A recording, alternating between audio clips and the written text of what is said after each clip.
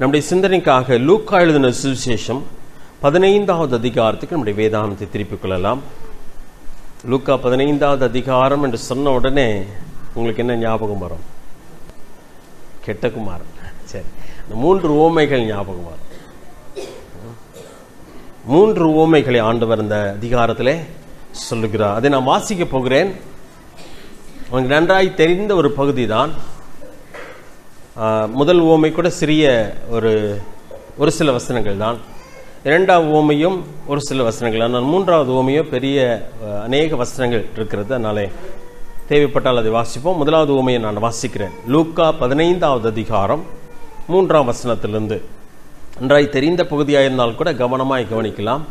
இந்த 3 உவமைகளை ஆண்டவர் ஒரே அதிகாரத்தில் சொல்லியிருக்கிறார். ஏறக்குறைய 3ம் ஒரே வகையான உவமைகளாக இருக்கிறது. ஏன் அதை சொன்னார், அதில் என்ன இருக்கிறது என்பதை நாளிலே தியானிக்கலாம். 3வது வசனம். அவர்களுக்கு அவர் சொன்ன உவமையாவது, உங்களில் ஒரு மனுஷன் 100 ஆடுகளே உடையவனாயிருந்து அவைகளில் ஒன்று காணாமல் போனான்.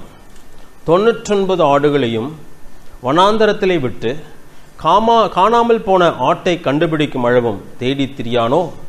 கண்டுபிடித்த பின்பு அவன் சந்தோஷத்தோடே அதை தன் தோள்களின் மேல் போட்டுக்கொண்டு வீட்டுக்கு வந்து சிநேகிதரையும் அயலகத்தாரையும் கூட வரவழைத்து, காணாமல் போன என் ஆட்டை கண்டுபிடித்தேன், என்னோட கூட சந்தோஷப்படுங்கள் என்பான் அல்லவா? அதுபோல மனம் திரும்ப அவசியமில்லாத 99 நீதிமான்களை குறித்து சந்தோஷம் உண்டாயிருக்கிறதை பார்க்கிலும் மனம் திரும்புகிற ஒரே பாவியின் நிமித்தம் பரலோகத்தில் மிகுந்த சந்தோஷம் உண்டாயிருக்கும் என்று உங்களுக்கு சொல்லுகிறேன். இது முதல் உவமை. ஒரு மனுஷனுக்கு எத்தனை ஆடு இருந்தது? 100 ஆடு. அதில் எத்தனை தொலைந்து போனது? ஒன்று தொலைந்து போனது. மீதி 99ஐ அவன் விட்டு ஒன்றை தேடி வருகிறான். அதை கண்டுபிடித்தான், சந்தோஷப்படுகிறான், மற்றவர்களையும் சந்தோஷப்பட சொல்லுகிறான். என்னோடு கூட எல்லாரும் சேர்ந்து சந்தோஷப்படுங்கள் என்று சொல்லுகிறான். 7வது வசனத்தில் வாசிக்கிறோம், அது போல என்று சொல்லப்பட்டிருக்கிறது. அது போல, அந்த வசனத்தை மட்டும் வாசிக்கிறேன். மனம் திரும்ப அவசியம் இல்லாத 99 நீதிமான்களை குறித்து சந்தோஷம் உண்டாயிருக்கிறதை பார்க்கலாம். மனம் திரும்புகிற ஒரே பாவியின் நிமித்தம் பரலோகத்தில் மிகுந்த சந்தோஷம் உண்டாயிருக்கும் என்று உங்களுக்கு சொல்லுகிறேன். மனம் திரும்பாத 99 பாவின்னு சொன்னா சிலர் சொல்றாங்க, நாங்களாம் மனம் திரும்ப வேண்டிய அவசியமே இல்லைங்க, நாங்கள் நல்லவங்க தான், நாங்கள் இதுவரைக்கும் இந்த மாதிரி மற்றவங்கள மாதிரிலாம் கேடான காரியம் எதுவுமே செய்ததில்லை என்று சொல்லுகிற மிக நல்லவர்களாக இந்த பூமியிலே வாழ்ந்து கொண்டிருக்கிறார்களே மனிதருடைய பார்வையிலே. அப்படிப்பட்ட 99 பேரை பார்க்கலும் மனம் திரும்புகிற ஒரே ஒரு பாவி நிமித்தம் எங்க சந்தோஷம் உண்டாகுமா? பரலோகத்திலே. எப்படிப்பட்ட சந்தோஷமா? பரலோகத்தில் மிகுந்த சந்தோஷம் உண்டாயிருக்கும் என்று உங்களுக்கு சொல்லுகிறேன். 2வது உவமைக்கு வரலாமா? 8வது வசனத்திலே, அன்றியும் ஒரு ஸ்திரீ 10 வெள்ளிக்காசை உடையவளாயிருந்து அதில் ஒரு வெள்ளிக்காசு காணாமல் போனான். விளக்கை கொளுத்தி வீட்டை பெருக்கி அதை கண்டுபிடிக்கிற வரைக்கும் ஜாக்கிரதையாய் தேடாமல் இருப்பானோ? கண்டுபிடித்த பின்பு தன் சிநேகிதிகளையும் அயல் வீட்டுக்காரிகளையும் கூட வரவழைத்து, காணாமல் போன வெள்ளிக்காசை கண்டுபிடித்தேன், என்னோட கூட சந்தோஷப்படுங்கள் என்பாள் அல்லவா? அதுபோல மனம் திரும்புகிற ஒரே பாவியின் நிமித்தம் தேவனுடைய தூதர்களுக்கு முன்பாக சந்தோஷம் உண்டாயிருக்கிறது என்று உங்களுக்கு சொல்லுகிறேன். இது 2வது உவமையாக ஆண்டவர் இந்த இடத்துல சொல்கிறார். 10 வெள்ளிக்காசு. அது என்ன வெள்ளிக்காசுன்னு சொன்னாங்கன்னா, சிலர் திருமண நாளில் அவர்களுக்கு கொடுக்கப்படுகிற யூத ஸ்திரீகள் இந்த வெள்ளிக்காசை இங்கே அணிந்திருப்பார்கள். அதிலே ஒரு காசு, அது மிகவும் முக்கியமான அவர்களுக்கு ஒன்றாக இருந்தது. அதிலே ஒன்று தொலைந்து போனது. அதை அவள் எப்படி தேடுகிறாள் என்பதை பாருங்க. 8வது வசனத்தில், விளக்கை கொளுத்தி வீட்டை பெருக்கி அதை கண்டுபிடிக்கும் வரைக்கும் ஜாக்கிரதையாய் தேடுகிறாள். அதை பற்றி வாசிக்கிறோம். அதை இப்படி கண்டுபிடித்த உடனே சந்தோஷப்படுகிறாள், மற்றவர்களையும் சந்தோஷப்பட சொல்லுகிறாள். 10வது வசனத்தில் வாசிக்கிறோம், மனம் திரும்புகிற ஒரே பாவியின் நிமித்தம் தேவனுடைய தூதர்களுக்கு முன்பாக சந்தோஷம் உண்டாயிருக்கிறது என்று உங்களுக்கு சொல்லுகிறேன் சொல்கிறார். அடுத்த உவமை 11வது வசனத்தில், பின்னும் அவர் சொன்னது, ஒரு மனுஷனுக்கு 2 குமாரர் இருந்தார்கள். அது நமக்கு நன்றாய் தெரிந்த உவமை தான். இருந்தாலும் கூட வாசிக்கலாம், ஒரு சிலருக்கு பிரயோஜனமாக இருக்கும். அவர்களில் இளையவன் தகப்பனை நோக்கி, தகப்பனே, ஆஸ்தியில் எனக்கு வரும் பங்கை எனக்கு தர வேண்டும் என்றான். அந்தப்படி அவன் அவர்களுக்கு தன் ஆஸ்தியை பங்கிட்டு கொடுத்தான். சில நாளைக்கு பின்பு இளைய மகன் எல்லாவற்றையும் சேர்த்து கொண்டு தூர தேசத்துக்கு புறப்பட்டு போய் அங்கே துன்மார்க்கமாய் ஜீவனம் பண்ணி தன் ஆஸ்தியை அழித்து போட்டான். 2 பிள்ளைங்க இருந்தாங்க. ஆஸ்தியை பிரித்து கேட்கிறான் இளையவன். அதனால பிரித்து கொடுத்துட்டார் தகப்பன். இளையவன் என்ன பண்ணானா, எல்லாத்தையும் எடுத்துட்டு தூர தேசத்துக்கு புறப்பட்டு போய் எப்படி ஜீவனம் பண்ணினானாம்? துன்மார்க்கமாய் ஜீவனம் பண்ணினான். எல்லா ஆஸ்தியும் என்ன பண்ணிட்டான்? செலவழிச்சும் போட்டு விட்டான். 14ஆம் வசனம். எல்லாவற்றையும் அவன் செலவழித்த பின்பு அந்த தேசத்திலே கொடிய பஞ்சம் உண்டாயிற்று. அப்பொழுது அவன் குறைவுபட தொடங்கினான். தேசத்திலும் பஞ்சம், அவன் கையிலும் காசு இல்லை, இப்ப ஒன்றுமே இல்லாமல் போச்சு. குறைவுபட தொடங்கினான்னு சொன்னா கையில இருந்து காலில் இருந்து எல்லாத்தையும் விற்க ஆரம்பித்தான். ஒன்றுமில்லாமல் போய்விட்டது அவனுடைய வாழ்க்கையில. 15ஆவது வசனம். அந்த தேசத்து குடிகளில் ஒருவனிடத்தில் போய் ஒட்டி கொண்டான். அந்த குடியானவன் அவனை தன் வயல்களில் பன்றிகளை மேய்க்கும்படி அனுப்பினான். இதுவன் ஒரு யூதன். ஆண்டவர் யூத மக்களுக்கு தான் இந்த ஓமையை சொல்லுகிறார். யூதர்கள் பன்றி என்ற வார்த்தையை கூட வாயில உச்சரிக்க மாட்டாங்க. பன்றி அசுத்தமான ஒரு மிருகம். ஆனா இப்பொழுதோ அந்த பன்றிகளை மேய்க்க வேண்டிய நிலைமைக்கு இவன் தள்ளப்படுகிறான் சூழ்நிலையினாலே. 16ஆவது வசனம். அப்பொழுது பன்றிகள் தின்கிற தவிட்டினாலே தன் வயிற்றை நிரப்ப ஆசையாயிருந்தான். ஒருவனும் அதை அவனுக்கு கொடுக்கவில்லை. பசியின் கொடுமையினாலே எதை சாப்பிடலான்னு சொல்லி நினைச்சான்? பன்றி தின்ற தவிட்டை சாப்பிடலான்னு நினைச்சான். அது கூட அவனுக்கு கிடைக்கவில்லை. 17ஆவது வசனம். அவனுக்கு புத்தி தெளிந்த போது அவன் தன் தகப்பனுடைய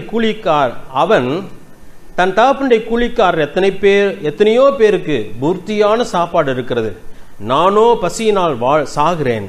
நான் எழுந்து என் தகப்பனிடத்திற்கு போய், தகப்பனே, பரத்துக்கு விரோதமாகவும் உமக்கு முன்பாகவும் பாவம் செய்தேன். இனி உம்முடைய குமாரன் என்று சொல்லப்படுவதற்கு நான் பாத்திரன் அல்ல. உம்முடைய கூலிக்காரில் ஒருவனாக என்னை வைத்துக் கொள்ளும் என்பேன் என்று சொல்லி. புத்தி தெளிந்த போதுன்னு சொல்லி 17ஆம் வசனத்தில் வருகிறது. அது வரைக்கும் அவனுக்கு புத்தி இருந்துச்சா இல்லையா? இருந்துச்சு. மந்தமான புத்தி தான் இருந்துச்சு, தெளிந்த புத்தி இல்லை. இப்ப தெளிகிறது.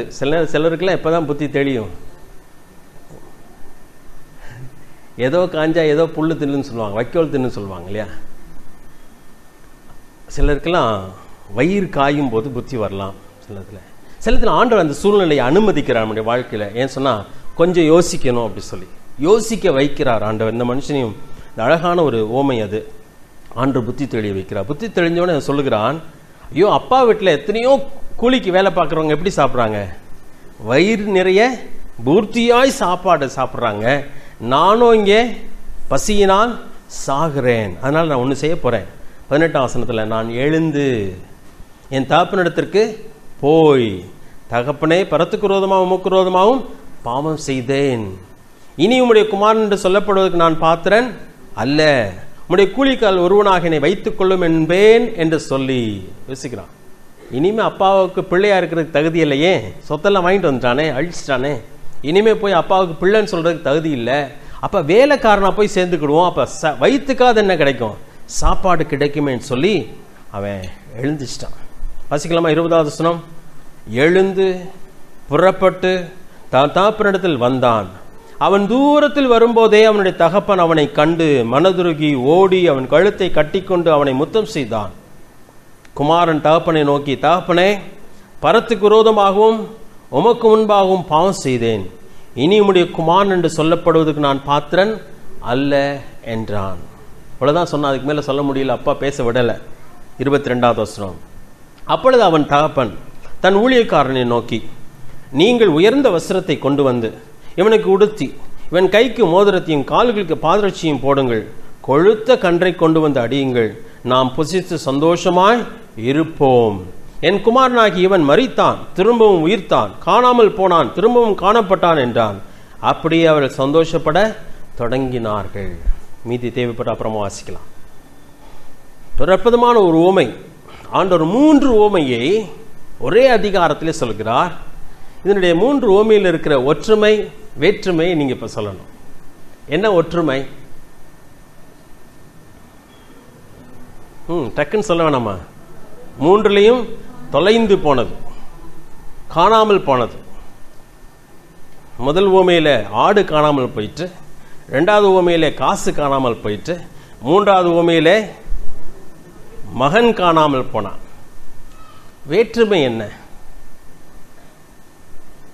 ஒற்றுமை என்று சொன்னால் 2 உவமையிலே ஆடை தொலைத்த மெய்ப்பெண் தேடுகிறான், தேடி போகிறான். 2வது உவமையிலும் காசை தொலைத்த பெண் அதை தேடுகிறாள்.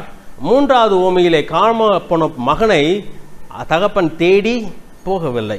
அதை நாம் பின்னதாக பார்க்க போகிறோம் என்ன என்று சொல்லி. என்ன வித்தியாசம் இந்த 3க்கும்? ஏன் ஆண்டவர் தொடர்ச்சியாக இதை சொல்லி இருக்கிறார் என்பதை கவனிக்க போகிறோம். வேற ஏதாவது வேற்றுமை உண்டா? எல்லாமே கிடைத்தது. Very good. சரி, அது ஒற்றுமை. எல்லாமே திரும்ப கிடைத்தது. சரி, 2வது அந்த வேற்றுமையில் பார்க்கும் பொழுது அதான் தேடி போனார்கள், ஆனால் 3வது உவமையிலே தேடி போகவில்லை. இன்னொரு வேற்றுமையை சொல்ல விரும்புகிறேன். அதான் நம்ம பார்க்க போகிற காரியம். நான் முதலாவதாக எடுத்துக்கொள்ள போகிற உவமை காணாமல் போன காசு. அந்த காசை பொறுத்தவரையிலே அது அக்னினை, அது ஒரு பொருள், அதுக்கு உயிர் கிடையாது. ஆண்டவர் அதை உவமையாக பயன்படுத்துகிறார். ஆடை பொறுத்தவரையிலே அதுக்கு உயிர் உண்டு, ஆனால் மனித அறிவு கிடையாது. அது தொலைந்து போனது உண்மைதான், ஆனால் அதன் மேலே முழு குற்றத்தையும் போடவும் முடியாது. சரியா? காசு தொலைந்து போனதே, யார் குற்றவாளி? காசை குற்றவாளியாக சொல்லவே முடியாது. ஒருவேளை அதை வைத்திருந்தவனையா? 9 காசை எப்படி வைத்திருந்தாலோ அதே போலதான் 10வது காசும் இருந்தது, ஆனால் ஒன்று தொலைந்து போனது. ஏதோ ஒரு காரணத்தினாலே, ஏதோ ஒன்று நடந்ததுனாலே அது என்ன ஆயிற்று? தொலைந்து போயிற்று. ஆடு தொலைந்து போனதுக்கு யார் காரணம்? யோவான் சுவிசேஷத்தில் வாசிக்கிறோம், அந்த ஊரில் இருக்கிற மேய்ப்பர்கள் எப்படி நடத்தி கொண்டு போவார்களாம். ஏற்கனவே நான் உங்களுக்கு சொல்லியிருக்கிறேன். அது ஒரு அழகான ஒரு உண்மை. யோவான் 10வது அதிகாரம் எடுத்துக்கொள்ளுங்க. நம்ம ஊர் மேய்ப்பர்லாம் பின்னாடி இருந்துக்கிட்டே விரட்டிட்டு போவாங்க, சூ சூ சூ சூன்னு சொல்லி. ஆனால் அந்த ஊர் மேய்ப்பர்கள், யூதர்கள், அவர்கள் எப்படி அங்கே செய்கிறார்கள் என்று சொல்லி பார்த்தால்,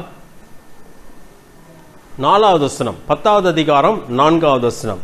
அவன் தன்னுடைய ஆடுகளை வெளியே விட்ட பின்பு அவைகளுக்கு முன்பாக நடந்து போகிறான்.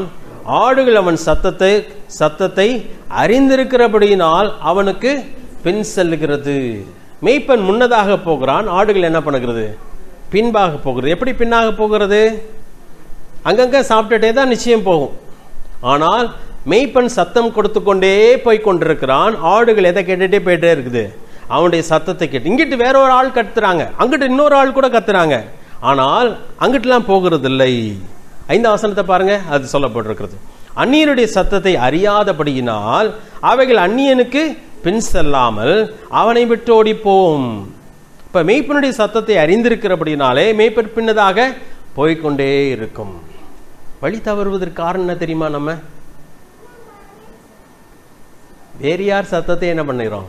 கேட்டுட்டு அவனுக்கு பின்னதாக போய்விடுகிறோம். யாருடைய சத்தம் தெரியவில்லை, தேவனுடைய சத்தத்தை கேட்கிறது. நம்முடைய மேய்ப்பனுடைய சத்தம் நமக்கு தெளிவாய் கேட்காதபடினாலே இதுவும் உண்மைதானோ, இவனும் மெய்ப்பெண் தானோ என்று சொல்லி அவன் பின்னதாக போகிறோம். ஆனால் உண்மையான ஆடு அப்படி போகிறது இல்லை.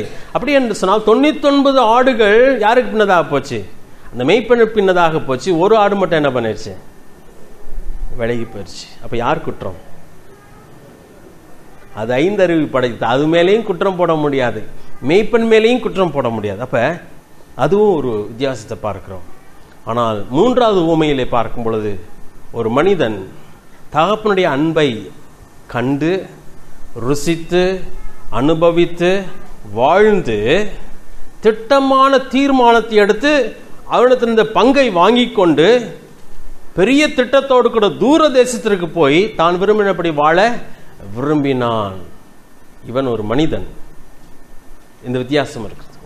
ஒரு பொருள் அக்ரிணை, ஒரு பொருள் குற்றமே சாட்ட முடியாது. 2வது பார்க்கிறோம், ஒரு ஆடு குற்றம் சாட்டலாம், ஆனால் அது ஒரு மிருகம் தான், முழுமையை குற்றம் சாட்ட முடியாது. ஆனால் 3வது உவமையிலே முழுமையான குற்றம் யார் மேலே தான் விழுகிறது? அந்த பையன் மேலே விழுகிறது. அதன் பின்னதாக பார்க்க போகிறோம். லூக்கா 15வது அதிகாரத்துக்கு வந்து விடலாம். முதலாவதாக அந்த காசு உவமையை தான் நான் எடுக்கப் போகிறேன். அங்கே இந்த காசு தொலைந்து போயிற்று. எப்படி தொலைந்தது என்பது நமக்கு ஒரு பொருட்டு அல்ல, ஆனால் தொலைந்து போய்விட்டது என்பது ஒரு பெரிய உண்மையாயிருக்கிறது. அந்த தொலைந்து போன பொழுது அந்த பெண் அந்த பணத்தை என்ன பண்ணுகிறாள்? தேடுகிறாள். அதுதான் ரொம்ப முக்கியமான ஒரு காரியம். அதான் நான் ஏற்கனவே வாசித்து காண்பித்தேன், அதை அழுத்தமாக வாசித்தேன், மறுபடியும் நான் வாசிக்க போகிறேன். அவள் அதை எப்படி தேடினாள் என்று சொல்லி. 8வது வசனம். ஒரு ஸ்திரீ 10 வெள்ளிக்காசு உடையவளாக இருந்து அதில் ஒரு வெள்ளிக்காசு காணாமல் போனாள். விளக்கை கொளுத்தி வீட்டை பெருக்கி அதை கண்டுபிடிக்கும் வரைக்கும் ஜாக்கிரதையாய் தேடாமல் இருப்பாளோ. எத்தனை வார்த்தை அதில் பயன்படுத்துகிறார்னு சொன்னால், விளக்கை கொளுத்துகிறார். சும்மா கூட தேடலை, ஒருவேளை வெளிச்சத்தில் தெரியாம, இருட்டில் தெரியாம போயிடுச்சுன்னா எப்படி என்று சொல்லி விளக்கை கொளுத்துகிறார். வீட்டை பெருக்குகிறார். ஏன் சும்மா தேட வேண்டியதானே? ஒருவேளை கண்ணில் படாது எதில் பற்றலாம்? விளக்க மாத்திர பற்றலாமே, அகப்பற்றலாமே சொல்லி வீட்டை பெருக்குகிறார். அது மாத்திரம் அல்ல, கொஞ்ச நேரம் தேடிட்டு நிறுத்தல, கண்டுபிடிக்கும் வரைக்கும் ஜாக்கிரதையாய் தேடுகிறார். ஆண்டவர் அகிரிணையாக அல்லது இன்றைக்கு அதில் கவனிக்கும் பொழுது, இன்றைக்கு ஆண்டவர் என்னையும் உங்களையும் தேடுகிறார். ஏன் தேடினார் என்று சொன்னால், ஆதாமும் ஏவாளும் தான் பாவம் செய்தார்கள். உண்மையை சொல்ல போனால், நீங்கள் பாவம் செய்து, நானும் நீங்களும் பாவம் செய்ததினாலே பாவியாகவில்லை, நாம் பாவியாய் பிறந்ததினாலே பாவம் செய்கிறோம். நம்மேலே உண்மையாய் குற்றம் சாட்ட முடியாது. ஏன் ஐயா நான் பாவம் செய்கிறேன்? தாவீது சொல்கிறான், என் தாய் என்னை பாவத்திலே கர்ப்பந்தரித்தாள், நான் பாவியாக பிறந்து விட்டேன், அதனாலே உண்மை இருக்க நீ எதிர்பார்க்கிறேன், இடத்துல என்ன இல்லை, உண்மை இல்லை ஆண்டவரே. கதறுகிறான். ஆண்டவர் நம்மேலே குற்றம் சாட்ட முடியுமா? ஒரு வகையிலே பார்த்தால் யார் மேலே குற்றம் இல்லை? என் மேலேயும் உங்கள் மேலேயும் குற்றம் இல்லை. என் மேலே குற்றம் இல்லை, அதனால ஆண்டவர் என்னை குற்றம் சாட்ட விரும்பவில்லை. ஏதோ ஒன்று நடந்தது, மனிதன் விலகி போனான். ஏவாள் சொல்கிறார், சர்ப்பம் என்ன பண்ணிருச்சு? வஞ்சித்தது. ஒரு வகையில் அவள் பாவம் செய்தாள். ஆனால் அவளுடைய சந்ததியாக பிறக்கிற ஒவ்வொரு மனுஷனுக்கு பாவியா இருக்கிறானே, அதற்கு காரணம் அவள் தானே ஒழிய, ஆதாமும் ஏவாளும் தானே ஒழிய, நானும் நீங்களும் அல்ல. அதனால ஆண்டவர் என்னை உங்களையும் குற்றம் சாட்டல. இந்த உலகத்தில் பூமியில வந்து அவர் ஒரு மனுஷனையும் பாவி என்று அழைக்கவில்லை. பிள்ளைகளே என்று அழைத்தார். ஆண்டவர் மகனே என்று அழைத்தார், மகளே என்று அழைத்தார். ஆனால் ஒருவரையும் எப்படி அழைக்கல? பாவிகளே என்று அழைக்கல. பாவின்னு சொல்றது யாருன்னா மனுஷன் தான். யாரை சொல்கிறான்? மனிதனை சொல்கிறான். பாவத்திலே கையுமையுமாய் பிடிக்கப்பட்ட ஒரு பெண்ணை இங்கே கொண்டு வராங்க. கொலை செய்யணும்னு சொல்லி விரும்புகிறாங்க. கொலை செய்யணும்னு சொல்லி சட்டம் சொல்லுகிறது. கல்லறிய வேண்டும் என்று சொன்ன பொழுது ஆண்டவர் அங்கே அவள் கல்லறிய அவருக்கு தகுதி இருந்தும் அவர் என்ன பண்ணவில்லைன்னு சொன்னா, அவர் மேலே கல்லறியவில்லை. சொல்கிறார், நானும் உன்னை நியாயந்திருக்க போகிறதில்லை, போய் நீ பாவம் செய்யாதே. ஆண்டவர் அங்கே நம்மேலே அன்பு கூறுகிறவராக இருக்கிறார். நம்மை கண்டுபிடிக்கும் மட்டும் தேடுகிறார். சரியா? இப்ப ஒரு வகையிலே பார்த்தால் நானும் நீங்கள் குற்றவாளியே கிடையாது. ஆனால் நம்மை தேடுகிற ஒரு தெய்வன். இன்றைக்கு ஒரு அடுத்த மாதம் டிசம்பர் மாதம் கிறிஸ்துமஸை கொண்டாடுகிற ஒரு மாதமாக இருக்கு இந்த உலகத்தில். ஆண்டவர் நம்மை தேடி வந்த ஒரு அற்புதமான ஒரு காரியம். அதற்காக அவர் எடுத்த முயற்சியை நீங்கள் யோசித்து பார்த்தால் கொஞ்சம் அல்ல. அவர் அற்புதமாக நம்மை தேடி வருகிறார். ஏதோ அது 2000 வருஷத்துக்கு முன்னாடி நடந்த ஒரு சொற்ப கால நிகழ்ச்சி அல்ல. அது பல 1000 ஆண்டுகளாக அவர் செய்து வந்த திட்டம். அது எப்பொழுது மனிதன் பாவம் செய்தானோ அன்றைக்கிருந்து அவர் செயல்பட ஆரம்பித்து விட்டார் இந்த உலகத்திலே மனிதனாய் பிறப்பதற்காக. கலாத்தியர் 5வது அதிகாரத்தில் வாசிக்கும் பொழுது இப்படியாக ஒரு பதம் இருக்கிறது. கலாத்தியர் 4வது அதிகாரம் 5வது வசனம். கலாத்தியர் 4வது அதிகாரம் 5வது வசனம். காலம் நிறைவேறின போது என்று சொல்லப்பட்டிருக்கிறது. கலாத்தியர் 4வது அதிகாரம் 4வது அதிகாரம் 5வது வசனம். காலம் நிறைவேறின போது.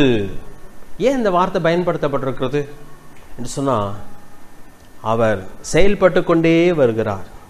அவர் குறித்த காலம் வந்தபோது அவர் எல்லாவற்றையும் நிறைவேற்றி சரியான அந்த காலம் வந்த பொழுது ஆண்டவர் என்ன பண்ணுகிறார்? அந்த பூமியிலே வருகிறார். அப்ப திடீரென்று திட்டமிட்ட ஒரு காரியம் அல்ல, திடீரென்று அவர் செய்த காரியம் அல்ல. நானும் நீங்களும் ரட்சிக்கப்பட வேண்டும் என்பதை அவர் ஏற்கனவே திட்டமிட்டிருக்கிறார். அதை நிறைவேற்றிக் கொண்டே வந்து சரியான நேரத்தில் அவர் இந்த பூமியிலே மனிதனாக அவதரித்தார். அந்த வசனம் முழுசு வாசிக்கிறேன். காலம் நிறைவேறின போது ஸ்திரீயினிடத்தில் பிறந்தவரும் நியாயப்பிரமாணத்திற்கு கீழானவருமாகிய தம்முடைய குமாரனை தேவன் அனுப்பினார். இந்த பூமியிலே அவர் மனிதனாய் வந்தது 2000 வருஷத்துக்கு முன்னாடி தான். ஆனால் அந்த திட்டத்தை ஆரம்பித்தது எப்பொழுது? ஆதியிலிருந்தே ஆரம்பிச்சிட்டார். நமக்கு வேதம் முழுமையாக தெரியும் என்று சொன்னால் நமக்கு தெரிய ஆதியாகமம் 3வது அதிகாரம் 15ஆம் வசனத்தில் வாசிக்கிறோம், உனக்கும் ஸ்திரீக்கும் உன் வித்துக்கும் அவள் வித்துக்கும் பகை உண்டாக்குவேன். அவர் உன் தலையை நசுக்குவார், நீ அவருடைய குதிங்காலை நசுக்குவாய். தேவன் செய்ய போகிற காரியத்தை மனுஷன் மேலே சாபத்தை கூறுவதற்கு முன்பதாக எதை சொல்லிட்டாரு? அவர் செய்ய போறத சொல்லிட்டார். அதான் உண்மை. 3வது அதிகாரம் எடுக்கிறீங்களா? ஆதியாகமம் 3வது அதிகாரத்தில் பிசாசுக்கு சாபத்தை கூறிட்டார். பிசாசுக்கு சாபத்தை, அதனுடைய முடிவை கூறிட்டார். அதாவது சர்ப்பத்துக்கு, மன்னிச்சுக்கோங்க, சர்ப்பத்துக்கு 14ஆம் வசனத்தை பாருங்களேன். 3வது அதிகாரம் 14ஆம் வசனத்தில் தேவனாய கர்த்தர் சர்ப்பத்தை பார்த்து, நீ இதை செய்தபடியால் சகல நாட்டு மிருகங்களிலும் சகல காட்டு மிருகங்களையும் சபிக்கப்பட்டிருப்பாய். நீ உன் வயிற்றினால் நகர்ந்து உயிரோடு இருக்கும் நாளெல்லாம் மண்ணை தின்பாய் என்று சொல்கிறார். இது யாருக்கு கொடுக்கப்பட்டது? பிசாசு கொடுக்கப்பட்ட சாபம் கிடையாது. இதற்கு கொடுக்கப்பட்ட சாபம் பாம்புக்கு, சர்ப்பத்துக்கு கொடுக்கப்பட்ட சாபம். ஆனா மனுஷனுக்கு சாபத்தை கொடுக்கிறதுக்கு முன்னாடி இடையில ஒண்ணு பேசுகிறார் பாருங்க. 15ஆம் வசனம். அது யாரிடத்திலே பேசுகிறார்? பிசாசின் இடத்திலே சொல்கிறார், உனக்கும் ஸ்திரீக்கும் உன் வித்துக்கும் அவள் வித்துக்கும் பகை உண்டாக்குவேன். அவர் உன் தலையை நசுக்குவார், நீ அவர் குதிங்காலை நசுக்குவாய். ஒரு பெரிய யுத்தத்தின் செய்தி. தேவன் செய்ய போகிற ஒரு பெரிய காரியம். பிசாசை ஆண்டவர் தலையை நசுக்குகிறார் அவருடைய மரணத்தினாலே. அதை எபிரேயரில் வாசிக்கிறோம். 1வது அதிகாரத்தில் 2வது அதிகாரத்தில் வாசிக்கும் பொழுது, எபிரேயரில் நான் வாசிக்கிறேன் 2வது அதிகாரம் 14ஆவது வசனம். என்ன எடுத்துக்கோங்க, எபிரேயர் 2வது அதிகாரம் 14ஆம் வசனத்தை வாசிக்கிறேன் பாருங்க. ஆதலால் பிள்ளைகள் மாம்சத்தையும் இரத்தத்தையும் உடையவர்களாயிருக்க அவரும் அவர்களைப் போல மாம்சத்தையும் இரத்தத்தையும் உடையவரானார். எதற்காக? மரணத்துக்கு அதிகாரியாகி பிசாசானவனை தமது மரணத்தினால் அழிக்கும்படிக்கு. தம்முடைய மரணத்தினாலே யாரை அழித்தார்? பிசாசை அழித்தார். அழித்தார்னு சொன்னா தோற்கடித்தார். நாம் எல்லாருமே பிசாசின் அடிமைத்தனத்துக்குள்ளாக இருந்தோம். பிசாசினாலே வஞ்சிக்கப்பட்டிருந்தோம். பிசாசின் பாவத்திற்கீழாக இருந்தோம். நேராக நரகத்துக்கு போக வேண்டிய பிள்ளைகளாக இருந்தோம். ஆனால் பிசாசின் தலையை அவர் நசுக்கி நம்மை யாருடைய பிடியிலிருந்து விடுதலை ஆக்குகிறார்? பிசாசின் பிடியிலிருந்து விடுதலை ஆக்கு. அதுதான் சிலுவையிலே நடந்தது. சும்மா அந்த உலகத்தில் மேலோட்டமா நீங்க பார்த்தீங்கன்னா சிலுவையில் யார் தான் செத்து போனா? யார் தலை தான் நசுங்கின மாதிரி ஆயிப்போச்சு. ஆண்டவர் தான் பாவம் போல செத்து போனாரு. அவர் தன்னை காப்பாற்றிக்கிட முடியல, அவரை கொன்னுட்டாங்க அப்படின்னு சொல்லி. இல்லை, உண்மையை சொல்லப்போனா மரணத்தினாலே யாரை தோற்கடித்தார்? பிசாசை தோற்கடித்தார். அவர் தோற்கடித்தார் என்பதற்கு ப்ரூஃப் என்னன்னு சொன்னா, அவர் 3ஆம் நாள் உயிரோடு கூட எழுந்தார். அவன் தோற்று போனான். எல்லாரும் 3 நாள் பேசினாங்க, ஐயோ இயேசு பெரியவர் நினைச்சோம், அவர் என்ன ஆயிட்டாரு. சீசன்ல அப்படிதான் நினைச்சாங்க இல்லையா? அப்ப எதிரிகள் என்ன பேசினாங்க? இயேசுவை நம்ம என்ன பண்ணிட்டோம்? தோற்கடிச்சிட்டோம் சொல்லி சொன்னாங்க. ஆனா இல்லை, 3ஆம் நாள் உயிரோடு கூட எழுந்து பிசாசின் தலையை நசுக்கினதை அவர் அங்கே வெளிப்படுத்துகிறவராக இருக்கிறார். அதுக்கப்புறம் நாங்க யாருக்கு? ஸ்திரீயை பார்த்து சொல்லுகிறா, உன் வேதனை அதிகமாயிருக்கும், நீ பிள்ளை பெறும் பொழுது வேதனையோடு கூட பிள்ளை பெறுவாய். ஆதாமை பார்த்து சொல்லுகிறா, நீ வேர்வையோடு கூட தான் உன் அப்பத்தை புசிக்க வேண்டியது இருக்கும் சொல்லி அதெல்லாம் சொல்லுகிறார். அப்ப மனுஷனுக்கு சாபத்தை கூறுவதற்கு முன்பதாக ஆண்டவர் மனிதனுக்கு ரட்சிப்புக்காக ஒரு காரியத்தையும் அவர் சொல்கிறார். மனிதர்களே, உங்களை தோற்கடித்த பிசாசை நான் என்ன பண்ணுவேன்? தோற்கடிப்பேன் என்று சொல்கிறார். அப்படிதான் அவர் செய்கிறார். அதற்காக அது காலம் நிறைவேறின பொழுது அந்த நாளிலிருந்து ஆண்டவர் செயல்பட்டு செயல்பட்டு செயல்பட்டு செயல்பட்டு சரியான நேரத்தில் அவர் இந்த பூமியிலே வந்து பிறந்து தன் திட்டத்தை நிறைவேற்றுகிறவராக இருக்கிறார். இப்போ இந்த வசனத்தை மறுபடியும் வாசிக்கலாமா? அந்த ஸ்திரீ காணாமல் போடுவா காசை எப்படி தேடினாலாம்? விளக்கை கொளுத்தி வீட்டை பெருக்கி அதை கண்டுபிடிக்கும் வரைக்கும் ஜாக்கிரதையாய் தேடாமல் இருப்பாளோ? இன்னைக்கு நானும் நீங்களும் இங்கே உட்கார்ந்துருக்கிறோமே, இதெல்லாம் திடீர்னு நடந்த காரியம் நினைக்கிறீங்களா? இல்லை. ஈஸியாக நடந்த காரியம் நினைக்கிறீங்களா? இல்லை. ஆண்டவர் அவ்வளோ ஜாக்கிரதையாய் பொறுமையாக முயற்சி எடுத்து, அவ்வளவு முயற்சி எடுத்து உங்களை எங்கே கொண்டு வந்திருக்கிறாரு? அவருடைய பிள்ளையா இங்கே வந்து உட்கார வச்சிருக்கிறாரு. எவ்வளோ நன்றியா இருக்குன்னு தெரியுமா அவருக்கு? ஒரு சின்ன பொருளை நம்ம தேடி கண்டுபிடிச்சோம்னு சொன்னால் அவ்வளோ சந்தோஷப்படுவோமானா, நித்தியமான அழிவுக்கு நேராய் போக வேண்டிய என்னையும் உங்களையும் அவர் கவனமாய் தேடி கண்டுபிடித்திருக்கிறார். அவருக்கு நன்றி உள்ளவராக இருக்க வேண்டும், சந்தோஷப்பட வேண்டும். பவுல் அடிக்கடி சொல்கிற காரியம், கர்த்தருக்குள் சந்தோஷமாயிருங்கள். அவர் கொடுத்த காரியத்தில் அல்ல, ஆனால் அவர் நமக்கு செய்த காரியம் மகத்துவமான ஒன்றாக இருக்கிறது. நாம் குற்றவாளி அல்ல, உண்மைதான். ஆதாம் செய்த பாவத்தினாலே நான் இன்றைக்கு பாவியாக இருக்கிறேன். ஆதாம் செய்த பாவத்தினாலே நான் இன்றைக்கு பாவத்திலே சிக்கிக் கொண்டிருக்கிறேன். ஆண்டவர் என் மேலே பழியை போட்டாரா? நம்ம மேலே பழியை போட்டாரா? இல்லை. அவர் எதையுமே நம்மிடத்தில் கேட்கவில்லை, நம்மை பாவி என்று கூட அழைக்கவில்லை. அவரே இந்த பூமியிலே வந்து அவர் தன் செய்ய வேண்டிய எல்லா காரியத்தையும் செய்து முடிக்கிறார். அப்ப இந்த உவமை அதுதான், நம்ம மேலே குற்றம் சாட்டவே இல்லை. ஒரு காசு எப்படி ஒரு பொறுப்பாக முடியாதோ அதுபோல தேவன் நம்மை பொறுப்பாக்காமல் தாமே செய்ய வேண்டிய காரியத்தை எல்லாவற்றையும் செய்து முடிக்கிறார். இரண்டாவது உவமைக்கு வரலாமா? ஆடு உவமைக்கு வரலாம். ஒரு மனுஷனிடத்தில் 100 ஆடுகள் இருந்ததான், ஒன்று தொலைந்து போனது. ஏன் தொலைஞ்சிச்சுன்னு நினைக்கிறீங்க? நான் ஏற்கனவே சில காரியங்களை சொன்னேன். ஏன் தொலைந்தது? ஏதோ பறக்க பார்த்துட்டு இருந்துச்சு, வேற எங்கேயோ அட்ராக்ஷன் இருந்துச்சு, வேற எதையோ கேட்டுச்சு, அதாவது பின்னாடி போயிடுச்சு. 99 ஆடு மேய்ப்பனுக்கு பின்னாடி போக இந்த ஒரு ஆடு மட்டும் எங்கிட்டு போயிடுச்சு? வேற பக்கம் போயிடுச்சு. ஏதோ ஒரு காரணத்தினால போயிடுச்சு. அதுக்கு அறிவு இருந்துச்சா இல்லையா? இல்லைன்ட்டும் சொல்ல முடியாது, இருக்குன்ட்டும் சொல்ல முடியாது. இன்னைக்கு மனுஷன் ஒருவேளை காசை போல அவன் 100க்கு 100 பொறுப்பில்லாதவனாக இருந்தாலும் கூட, அல்லது அவன் பொறுப்பாளியாய் இல்லாமல் இருந்தாலும் கூட, இன்றைக்கு மனுஷன் செய்கிற பாவத்தை பார்க்கும் பொழுது அவன் பொறுப்பாளியா இல்லையா? இன்றைக்கு அவன் உலகத்திலே மனிதன் பாவம் செய்து கொண்டிருக்கிறானே. சாராயத்தை குடிக்கும் பொழுது அந்த சாராய பாட்டில் எழுதியிருக்கிறது, இது உடல் நலத்துக்கு கேடு என்று எழுதியிருக்கிறது. அதை பார்த்து விட்டு தானே குடிக்கிறான். யார் குற்றவாளி? ஆதாம் செய்தது பாவமா, இவன் பொழுது செய்கிறது பாவமா? யோசித்து பாருங்களேன். நம்ம இன்றைக்கு ஆண்டவருக்கு விரோதமாக காரியங்களை செய்து கொண்டு போகும் பொழுது அநேக நேரத்திலே ஒருவேளை ஆண்டவர் நம்மை குற்றம் சாட்டவில்லை என்பது உண்மைதான், ஆனால் மனிதனும் குற்றவாளி தானா இல்லையா? அவன் சொல்லாமல் சொல்லுகிறான், நானும் ஆதாமுடைய இடத்துல இருந்திருந்தால் யாரை போலதான் செய்திருப்பேன், ஆதாமை போல நானும் பாவம் செய்திருப்பேன், நான் குற்றவாளி என்பதை அவன் ஒரு வகையிலே வெளிப்படுத்துகிறான். மனிதன் மேலேயும் குற்றம் இருக்கிறது உண்மைதான், அவன் அறிந்தே பாவம் செய்கிறான். ஆனால் ஆண்டவர் அவன் மேலே அந்த குற்றத்தை போட விரும்பாமல் அங்கேயும் அந்த ஆட்டை தேடி வருகிறார். காரணம் என்ன? அந்த ஆட்டை அவர் தேடாமல் இருப்பார் என்று சொன்னால் அந்த ஆடு என்ன பண்ணிவிடும்? காட்டிலே வேறொரு மிருகத்திலே அது மிருகத்தின் மூலமாக அழிந்து போய்விடும், அது நஷ்டப்பட்டு போய்விடும், அது தானாக திரும்பி வர முடியாத ஒரு நிலைமையில் இருக்கிறது. அது ஐந்தறிவு உள்ளது, தொலைந்து போனது உண்மைதான், அதன் மேலே சில குற்றச்சாட்டுகள் உண்டு என்பது உண்மைதான். ஆனாலும் கூட வந்து சேரட்டுமே என்று சொல்லி உட்காராமல், அது அறியாமல் செய்தபடியினாலே, அது தெரியாமல் அதை செய்தபடியினாலே அதை தேடி ஆண்டவர் போகிறவராக இருக்கிறார். இந்த பூமியிலே மனுஷனை தேடி அவர் வந்தார்.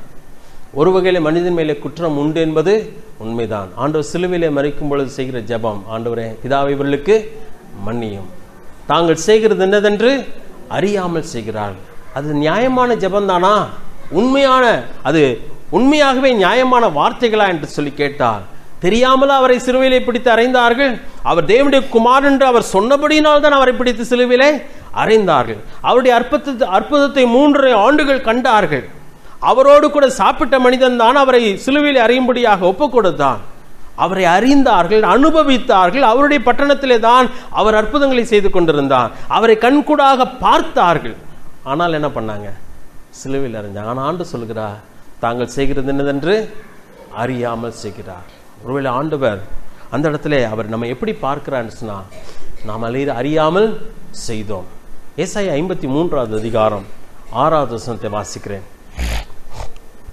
நமக்கு நன்றாய் தெரிந்த வசனம்தான். ஆண்டவர் நம்மை அந்த ஆடுகளோடு கூட தான் ஒப்பிடுகிறார். 3வது வசனம், ஏசாயா 53:6. நாம் எல்லாரும் ஆடுகளைப் போல வழி தப்பி திரிந்து அவனவன் தன் தன் வழியிலே போனோம்.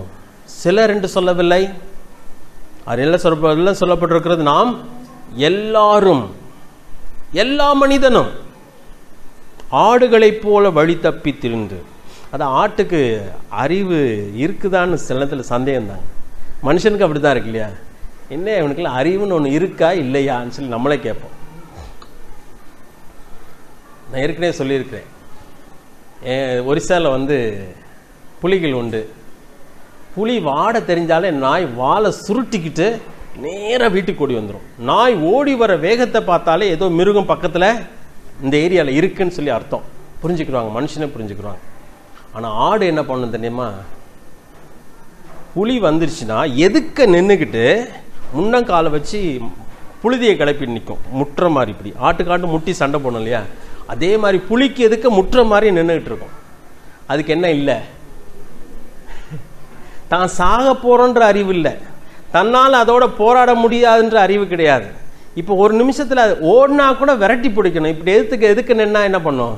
ஒரு அடி மண்டையில் அடித்தாலே போதும், அது அங்கேயே சுருண்டு விழுந்துடும். அந்த அறிவு கூட அந்த ஆட்டுக்கு இல்லை. அதான் ஒரு நாயை கட்டி போட்டு நாயை அடிங்க, அந்த நாய்க்கு தெரியும் அடுத்தடி யார் மேலே தான் விழப்போகுது, நம்ம மேலே விழப்போகுதுன்னு சொல்லி அதுக்கு நல்லாவே தெரியும். ஒரு நாயை கல்லை விட்டு எறிஞ்சிங்கன்னா அங்கிட்டு வர நாய் வேற பக்கம் ஓடி போயிடும். ஏன்னு சொன்னால் நம்மளுக்கு அடி விழ போகுதுன்னு சொல்லி அதுக்கு அறிவு ஜாஸ்தி. ஆனால் ஆடை பக்கத்திலே கட்டி போட்டுட்டு அடுத்த ஆடை என்ன பண்ணுவாங்க? வெட்டுவாங்க. ஆனால் அந்த ஆட்டுக்கு ஒன்றுமே தெரியாது, அது பாட்டு நின்றுட்டு. இன்னைக்கு மனுஷனுடைய நிலைமை அதுதாங்க. கண்ணுக்கு முன்னாடி குடிச்சு செத்துக்கிட்டே இருக்கிறான் மனுஷன். அந்த செத்து போன வீட்டுக்கு இவன் எப்படி தான் போகிறான்? குடிச்சிட்டு போகிறான். அதான் ஒரு இதை கேள்விப்பட்டேன். ஒரு பையன் பையங்கள்லாம் சேர்ந்து கொடைக்கானலுக்கு போய் ஓவராக குடித்ததுனால அதில் ஒரு பையன் செத்து போயிட்டான். நம்ம சபையில் இருந்தவங்க சொன்னாங்க, இந்த ஏரியா தான். அந்த பையன் செத்து போயிட்டானோடனே அடுத்த நாள் அவன் ஃப்ரெண்டு உன்னோட கூட போனவன், இவங்கெல்லாம் சேர்ந்ததுனால தான் அவன் குடித்ததுனால செத்து போனான். அடுத்த நாள் சாவுக்கு வந்தவன் எப்படி அழுதானா? இனிமே யாரோட சேர்ந்துடா குடிப்பேன். அடிச்சிருக்காங்க, ஓடுறான்னு விரட்டி இருக்காங்க அவனை. ஏன்னா இவங்களால தான் இவன் செத்து போனது. அப்ப அவனுக்கு என்ன இல்லை? ஆண்டு சரியா தான் சொல்லியிருக்காரு, நீங்கள் எல்லாரும் நாம் எல்லாரும் ஆடுகளைப் போல வழி தப்பி திரிந்து அவனவன் தன் தன் வழியிலே போகணும். கொஞ்சம் கூட அறிவு இல்லை. கெடுதல்ன்றது தெரியும், இதனாலே மரணம் உண்டு என்பது தெரியுது மனுஷனுக்கு. ஆனா அவன் என்ன பண்றான்? அதை தான் செஞ்சிட்டு இருக்கான், அதோட போய் விளையாடுறான். அதாவது சில டாக்டர் சொல்லிடுறாங்க, இன்னும் குடிச்சிங்கன்னா நீங்கள் அடுத்து செத்து போயிடுவீங்கன்னு சொல்லிடுறாங்க. ஏன்னா குடிச்சு ஏற்கனவே உடலெல்லாம் கெட்டு போயிருக்கு. இப்போ சொல்கிறாரு டாக்டர், இனிமேல் குடிச்சிடாதீங்க, குடிச்சிங்கன்னா என்ன ஆயிடுவீங்க? செத்து போயிடுவீங்க. ஆனால் அந்த மனுஷன் என்ன பண்ண முடியல? குடிக்காமல் இருக்க முடியல. அந்த அளவுக்கு மனிதன் தன்னை கட்டுப்படுத்த முடியாதபடிக்கு பாவத்தில் அடிமையாக இருக்கிறான். தன் வாழ்க்கையை அதனாலே அழித்து கொண்டிருக்கிறான். அதான் ஆண்டு சொல்கிறான், நம்ம எல்லாருமே ஆடுகளைப் போல வழி தப்பி திரிந்து அவனவன் தன் தன் வழியிலே போனோம். நீங்க போன வழியில நான் போலங்க, நான் போன வழியில நீங்க போல. எனக்கு இஷ்டமான வழியில நான் நடந்தேன், உங்களுக்கு இஷ்டமான வழியில நீங்க நடந்தீங்க. அவனவன் தன் தன் வழியிலே போனோம். ஒருத்தனும் யாருடைய வழியில் நடக்கவில்லை? தேவனுடைய வழியில நடக்கவில்லை, மெய்ப்பனை பின்பற்றவில்லை. அப்படி இருந்தும் அந்த ஆடுகளை தேடி யார் வந்தது? மெய்ப்பன் வந்தார். ஆட்டின் மேலே குற்றம் உண்டு என்பது உண்மைதான். ஆனால் ஆண்டவர் ஏன் வந்தார்னு சொன்னால் அந்த ஆட்டால என்ன பண்ண முடியாது? திரும்பி வர முடியாது, அதுக்கு வழி தெரியாது. ஆடு தொலைந்து போனால் திரும்பி எஜமானன் வீட்டை அதால கண்டுபிடிக்க முடியாது. ஆட்டுக்கு அவ்வளவுதான் அறிவு. அது போல மனுஷனாலே திரும்பி வர முடியாது, அவன் தன் ஆத்மாவை ரட்சிக்க முடியாது. வாசிக்கும் பொழுது வேதத்தில் வாசிக்கிறோம், நாம் பலனற்றவர்களாக இருந்த பொழுது கிறிஸ்து நமக்காக சிலுவையிலே மரித்தார். நாம் பலனற்றவர்கள், நம்மாலே நம்மை ரட்சிக்க முடியாது, நம்மாலே நம்மை காக்க முடியாது, பாவத்தில் நாம் விடுதலையாக முடியாது, நரகத்துக்கு போகாமல் தப்பிக்கொள்ள நம்மாலே வழியை கண்டுபிடிக்க முடியாது. மனிதன் முயற்சி எடுத்துக்கொண்டுதான் இருக்கிறான். நான் நல்லவனா மாறிடுவேன், முயற்சி எடுத்துக்கொண்டிருக்கிறேன், நான் நன்மை செய்தால் அல்லது தான தர்மம் செய்தால் எனக்கு மோட்சம் கிடைத்து விடும் என்று சொல்லி நினைத்து கொண்டிருக்கிறான். ஆனால் அவன் அறியாமல் அதை செய்து கொண்டான். அவனால் இயலாது என்பதனால்தான் மனிதனை தேடி தேவன் இந்த உலகத்திலே வந்தார். இரண்டாவது அற்புதமான ஒரு காரியம். அதிலும் மேய்ப்பனுடைய முயற்சியை பார்க்கிறோம். அவன் போகிறான், ஆட்டை 99 ஆடை பற்றி கூட அவன் ரொம்ப கவலைப்படல. எதை பற்றி தான் கவலை? தொலைந்து போன அந்த ஒரு ஆட்டின் மேலே அவன் மிகவும் கவலை உள்ளவனாக இருந்து தேடி திரியானோ. வனாந்தரத்தில் விட்டு காணாமல் போன ஆட்டை கண்டுபிடிக்கும் அளவும் தேடி திரியானோ. அதுலேயும் இந்த காசு காரியத்திலையும் அதே தான் வருகிறது இல்லையா? கண்டுபிடிக்கும் வரைக்கும் ஜாக்கிரதையாய். அதே போல ஆட்டை தேடுகிற காரியத்தில் மெய்ப்பன் அவன் காணாமல் போன ஆட்டை கண்டுபிடிக்கும் அளவும் தேடி திரிகிறான். ஆண்டவர் இந்த பூமியில் இருந்த பொழுது என்னதாங்க செஞ்சாரு? தேடி திரிந்தார். லூக்கா 19வது அதிகாரத்தில் வாசிக்கும் பொழுது, லூக்கா 19வது அதிகாரம் 10ஆம் வசனத்தில், இழந்து போனதை தேடவும் ரட்சிக்கவுமே மனுஷகுமாரன் வந்திருக்கிறார். இழந்து போனது, காணாமல் போனதை தேடி கண்டுபிடிக்கவே மனுஷகுமாரன் உலகத்தில் வந்தார். இப்ப காணாமல் போனது யார் என்று சொன்னால் நானும் நீங்களும் தான். காணாமல் போனது என்றால் ஒரு பொருள் காணாமல் போனது என்று சொல்லும் பொழுது அந்த பொருள் இல்லாமல் போகிறதில்லை, அது இருக்கத்தான் செய்கிறது. என்னுடைய மொபைலை காணும்னு சொன்னேன்னு சொன்னா அது இல்லாமல் போல இருக்க வேண்டிய இடத்துல இல்லை. நான் விலை கொடுத்து வாங்கினேன் நான் பயன்படுத்துவதற்காக. ஆனால் அந்த பொருள் எங்கேயோ காணாமல் போய்விட்டது என்று சொல்லும் பொழுது அது இருக்கிறது. யாருக்கு சொந்தமோ அவனிடத்திலே அது இல்லை. யாருக்கு பிரயோஜனமாக இருக்க வேண்டுமோ அவனுக்கு அது பிரயோஜனமாக இருக்கவில்லை. அந்த வார்த்தையில தான் சொல்கிறார், அந்த அர்த்தத்தில் சொல்கிறார், மனிதர்கள் காணாமல் போய்விட்டார். நான் தான் அவர்களை உருவாக்கினேன், என்னோடு கூட அவர்கள் ஐக்கியமாக இருக்க உருவாக்கினேன், எனக்கு பிரயோஜனமாக இருக்க உருவாக்கினேன். ஆனால் அவைகள் என்ன ஆயிடுச்சு? காணாமல் போய்விட்டது. காணாமல் போன காசும் அழிந்து போயிருக்கும். காணாமல் போன ஆடு என்னவாயிருக்கும்? கண்டுபிடிக்கப்படாமல் இருந்தால் அழிந்து போயிருக்கும். ஆனால் மேய்ப்பனும் அதை தேடி கண்டுபிடிக்கிறார். நீங்க இல்லைங்க ஆண்டவர் கண்டுபிடிச்சது. யாரு கண்டுபிடிச்சது? உங்களை. ஆண்டவர் தான் உங்களை கண்டுபிடிச்சார். சகைவை பார்க்கிறோம் 19வது அதிகாரத்தில். ஆண்டவர் அவனை தேடி போகிறார்.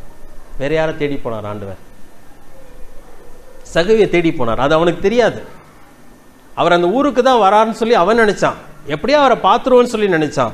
ஆனா உண்மையை பார்த்தால் யாரை தான் தேடி போனான்? சகைவை தேடி போனான். வேற யாரை தேடி போனார் வேதாந்தத்துல? சொல்லுங்க. சமாரிய பெண்ணை தேடி போனான். அவளுக்கு தெரியாது, என்னமோ இவருக்கு தான் தண்ணி வேணும்னு நினைச்சிட்டு அங்க நிக்கிறாருன்னு சொல்லி அவன் நினைச்சுக்கிட்டா. இல்ல, அவளுக்கு ஜீவ தண்ணீரை கொடுக்கும்படியா ஆண்டவர் அந்த அந்த கிணற்றின் அருகிலே அமர்ந்திருக்கிறார். வேற யாரை தேடி போனார்? பிசாசு பிடித்த ஒரு மனுஷன், லேகியோன்.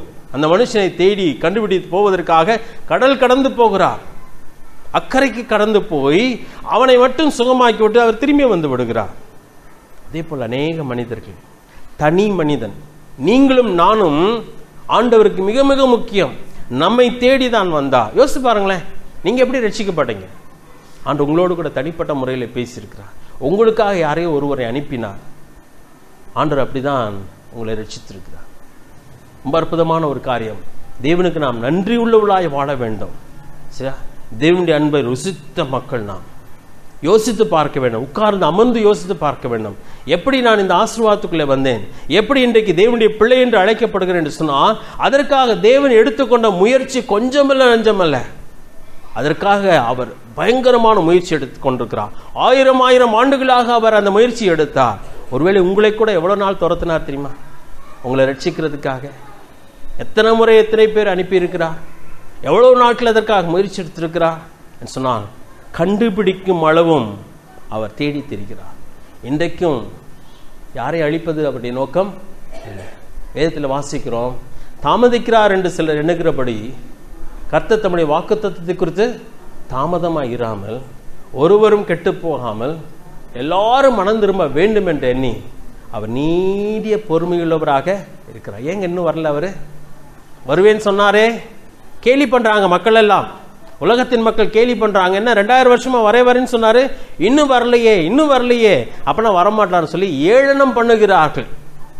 ஏன் அவர் தாமதம் பண்ணுகிறார்னு சொன்னா பேதுருவில் வாசிக்கிறோம், தாமதிக்கிறார் என்று சொல்லி சிலர் எண்ணுகிறபடி அவர் தம்முடைய வார்த்தையை குறித்து தாமதமாய் இராமல் ஒருவரும் கெட்டு போகாமல் எல்லாரும் மனம் திரும்ப வேண்டும் என்று அவர் எப்படி இருக்கிறாராம்? நீடிய பொறுமை உள்ளவராக இருக்கிறார். தேடுறது அவர் நிப்பாட்டிருக்கலாம், என்றைக்கோ நிப்பாட்டி இருக்கலாம். அப்படி நிப்பாட்டி இருந்தா நீங்க அநேகர் என்ன பண்ணிருக்க மாட்டீங்க? நம்மில் அநேகர் ரட்சிக்கப்பட்டிருக்கவே மாட்டோம். அவர் தொடர்ந்து தேடுகிறார். நாட்கள் ஆகிறது, நேரம் ஆகிறது, முயற்சி கடினமாக தான் இருக்கிறது, ஆனாலும் தேடுகிறார், தேடிக்கொண்டே இருக்கிறார். அதனால நம்ம எல்லாம் அவர் கண்டுபிடித்தார். அந்த முயற்சியை அற்பமாக எண்ணிவிடக்கூடாது. தேவன் அவ்வளவாக முயற்சி எடுத்தார். அவர் நீடிய பொறுமையுள்ளவராக நம்மை தேடி நம்மை கண்டுபிடிச்சிருக்கார். ஆண்டுக்கு நன்றி செலுத்த வேண்டும். இந்த ஒரு காரணத்துக்காகவே அவர் மேலே நாம் அன்பு கூற வேண்டும். அவருக்கு நம்முடைய வாழ்க்கையை அர்ப்பணிக்க வேண்டும். அவர் நமக்காக செய்த அந்த காரியம் நம்மை அவர் நேசித்தபடினாலே அவருக்காக வாழ வேண்டும். அந்த தீர்மானத்தை எடுக்க வேண்டும். இன்றைக்கு நாம் இந்த உலகத்தின் அற்பமான காரியங்களை நாடி ஓடுகிறோம். எது நமக்கு முக்கியம்? கொஞ்ச கால வாழ்க்கை, ஒரே ஒரு வாழ்க்கை. எதற்காக வாழ்ந்து முடிக்க போகிறோம்? ஆண்டவருக்காக வாழ்வோம் என்று சொன்னால் அதை விட ஆசீர்வாதம் வேறொன்றும் அல்ல. மூன்றாவது உவமைக்கு போகலாம். மூன்றாவது உவமையை கவனிக்கலாம். 11வது வசனம். இந்த 2 உவமையில் ஒரு காரியத்தை சொல்ல மறந்து விட்டேன். நீங்கள் ரட்சிக்கப்பட்டபடினால எங்கே சந்தோஷமா? பரலோகத்தில் மிகுந்த சந்தோஷம். உங்க வீட்டில் சந்தோஷமா? சந்தோஷம் இல்லையே தெரியல. நீங்க ரட்சிக்கப்பட்டதுனால உங்க வீட்டில் ஒருவேளை கோபப்பட்டிருக்கலாம், உறவினர்கள் கோபப்பட்டிருக்கலாம், ஏளனமா பேசியிருக்கலாம். என்ன வேற மதத்துக்கு போயிட்டேன், என்ன கிடைச்சிச்சு உனக்கு, என்னத்தை சாதிச்சிட்டேன்னு சொல்லி கேவலமா பேசலாம். அவங்களுக்கு விளங்கல. ஆனா நீங்க ரட்சிக்கப்பட்டதுனால எங்க சந்தோஷம்? பரலோகத்துல மிகுந்த சந்தோஷம். அந்த 10வது வசனத்துல வாசிக்கும் பொழுது, மனம் திரும்புகிற ஒரே பாவியின் நிமித்தம் தேவனுடைய தூதர்களுக்கு முன்பாக சந்தோஷம் உண்டாயிருக்கிறது. எத்தனை தூதர்கள் இருக்காங்க பரலோகத்துல? கோடியான தூதர்கள் இருக்கிறாங்க. அத்தனை தூதர்களும் சந்தோஷப்படுகிறார்கள். எதற்காக? நீங்க ஒரு ஆள் ரட்சிக்கப்பட்டதுக்காக. நாம் சந்தோஷப்பட வேண்டும். 11வது வசனத்துக்கு வரலாம். வேறொரு உவமையை சொல்கிறார். 2 பிள்ளைகள் இருந்தார்கள். ஒருத்தர் சொல்கிறான், ஆஸ்தி எனக்கு வரும் பங்கை எனக்கு தர வேண்டும் என்றான். அந்தபடி அவன் அவர்களுக்கு அந்த ஆஸ்தியை பங்கிட்டு கொடுத்தான். ஆஸ்தியை கேட்கிறான், சொத்தை பிரிச்சு தாங்கப்பா அப்படி சொல்லி கேட்கிறான். அப்பா உடனே பிரிச்சு தந்திருப்பாரா? கெஞ்சிருப்பாரா? நிச்சயமா நான் நினைக்கிறேன் உடனே எல்லாம் பிரிச்சு தந்திருக்க மாட்டார். கெஞ்சி இருப்பார், விளக்கி சொல்லியிருப்பா. எதற்காக நீ போக வேண்டும் மகனே? இன்னும் என்னோட கூட இருந்தனா இன்னும் அதிகமாக உனக்கு கொடுக்க போகிறேன். நான் இனிமேல் சம்பாதிக்க போகிறது உனக்கு தான் சொந்தமாக போகிறது. ஏன் என்னை விட்டு நீ பிரிந்து போக வேண்டும்? பிரிந்து போக வேண்டாம் என்று சொல்லுது. அநேக காரியங்களை சொல்லி இருக்கலாம், அநேக நேரம் விளக்கியும் காட்டியிருக்கலாம். ஆனால் அவன் கேட்ட பாடில்லை. அதனாலே அவனுக்கு என்ன பண்ணுகிறார்? ஆஸ்தியை பங்கிட்டு கொடுத்தான். தகப்பனுடைய அன்பை அனுபவித்த ஒரு மகன், தகப்பனுடைய அன்பை அறிந்த ஒரு மகன். இந்த தகப்பன் வந்து ரொம்ப நல்ல தகப்பன். ஏன் நம்மனா என்ன பண்ணியிருப்போம்? கண்ணை மூடுற வரைக்கும் பக்கத்தில் வந்து நான் கொண்டு போடுவேன்னு சொல்லியிருப்போம். சொத்து கிடையாது. ஆனால் அந்த தகப்பன் ரொம்ப நல்ல தகப்பன். ஏன் சொன்னா, மகன் கேட்டான், அவன்கிட்ட எவ்வளவோ சொல்லி பார்த்து அவனை திருத்தலான்னு பார்க்குறாரு, கேட்க முடியல. அதனால என்ன பண்ணுறான்னா பிரித்து கொடுத்து விட்டான். அவன் நல்ல தகப்பனாக தான் இருக்கு. ரொம்ப வித்தியாசமாக ஒரு தகப்பன். ஆண்டவர் வந்து எந்த காலத்தில் இந்த இதை சொல்கிறாரு பாருங்களேன். அதாவது நான் ஒரு தலைமுறைக்கு முன்னாடியே அப்பா அம்மாவுக்கு எப்படி தான் பிள்ளைங்க இருந்தாங்க, உட்காருன்னு சொன்னால் அவங்க பாட்டு மூலையில் போய் உட்கார்ந்துருப்பாங்க. அப்படிப்பட்ட சமுதாயத்தில் நானும் நீங்கள் வளர்ந்தோம். ஆனால் ஆண்டவர் 2000 வருஷத்துக்கு முன்னாடி ஒரு உண்மையை சொல்லுகிறா, மகன் சொத்தை பிரித்து கேட்டேன்னு என்ன பண்ணுகிறா? சொத்தை கொடுக்குறா. ஆண்டவர் உங்களுக்கும் எனக்கும் கொடுத்திருக்கிற அந்த ஆஸ்தி, தேவனுடைய அன்பை அவர் ஒரு பொழுது நம்மிடத்தில் பறித்து கொள்வது இல்லை. நமக்கு சுயாதீனம் கொடுத்திருக்கிறார். நம்மை அப்படிதான் பிள்ளையாக அவர் கணக்கெடுக்கிறார். தேவன் நம்மை ரட்சித்தது உண்மைதான். தேவன் அவருடைய அன்பை நம்மை பொழிந்தது உண்மைதான். நமக்காக எல்லா விதமான ஆசீர்வாதத்தை அவர் சம்பாதித்து வைத்தது உண்மைதான். இன்றைக்கு நானும் நீங்கள் இப்படி உட்கார்ந்து இருக்கிறோமே, அதுக்கு ஒரே ஒரு காரணம் யார் தான்? ஆண்டவர் தான். ஒருவேளை நம்முடைய வாழ்க்கையில ஆண்டவர் குறுக்கிடாமல் இருந்தால் என்றைக்கோ அழிந்து போயிருக்கலாம், என்றைக்கோ கெட்டு போயிருப்போம்.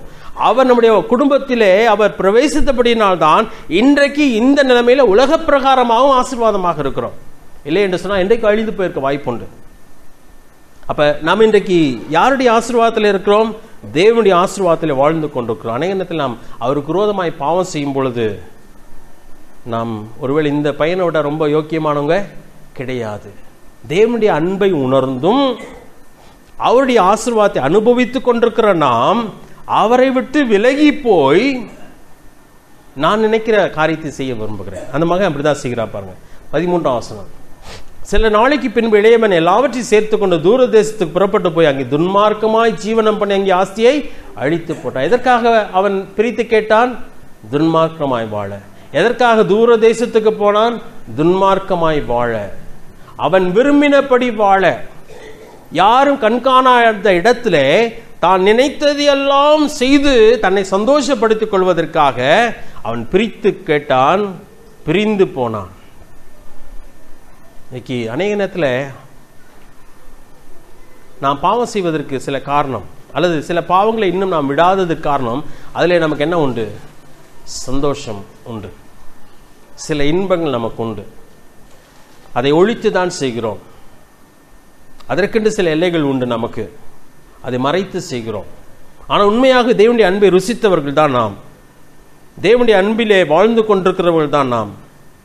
ஆனால் தேவனுடைய ஆசீர்வாதத்தை அனுபவித்துக் கொண்டும் தேவனுக்கு விருப்பமில்லாத சில காரியங்களிலே நம்ம ஈடுபடுத்தி கொண்டு அந்த இன்பத்தை அனுபவித்துக் கொண்டிருக்கிறோம். இது அப்படிப்பட்ட ஒரு மனுஷனுக்கு படமாக இருக்கிறான் இந்த மகன். அவன் தகப்பனை விட்டு தூரம் போனான். 13ஆம் வசனம். அது ரொம்ப நாள் ஓடாது. அப்படிப்பட்ட ஒரு வாழ்க்கை தொடர்ந்து போனால் ரொம்ப நாள் ஓடாது. அவன் ஆஸ்தியை அழித்து போட்டான். 14ஆம் வசனம். எல்லாவற்றையும் அவன் செலவழித்த பின்பு அந்த தேசத்திலே கொடிய பஞ்சம் உண்டாயிற்று.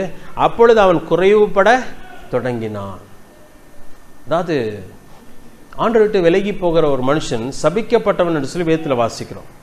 விலகி போக விலகுகிற இருதயமுடைய ஒரு மனுஷன் சபிக்கப்பட்டவன். தேவனை விட்டு விலகுகிற ஒரு காரியம் அது நம்ம கேடை நமக்கு வருவிக்கும். இந்த மகன் விலகி போனபடினாலே அவனுக்கு குறைவுபட தொடங்கினான். தேசத்திலே பஞ்சம் உண்டாயிற்று. கொடூரமான ஒரு நிலைமை. குறைவுபட தொடங்கினா நான் நினைக்கிற ஒரு காரியம் என்ன, கையில் இருந்த மோதிரத்தையும் வித்திருப்பான் நினைக்கிறேன். அவன்கிட்ட இருந்த ஆடைகளே என்ன பண்ணிருக்கலாம், விற்றிருக்கலாம். விலையுந்த ஆடைகள் அவன்கிட்ட இருந்திருக்கும். ஒவ்வொன்றா வித்து வித்து வித்து செலவு பண்ண ஆரம்பிக்கிறான். எல்லாம் போயிற்று. இப்படி அவனும் மட்டும்தான் இருக்கிறான்.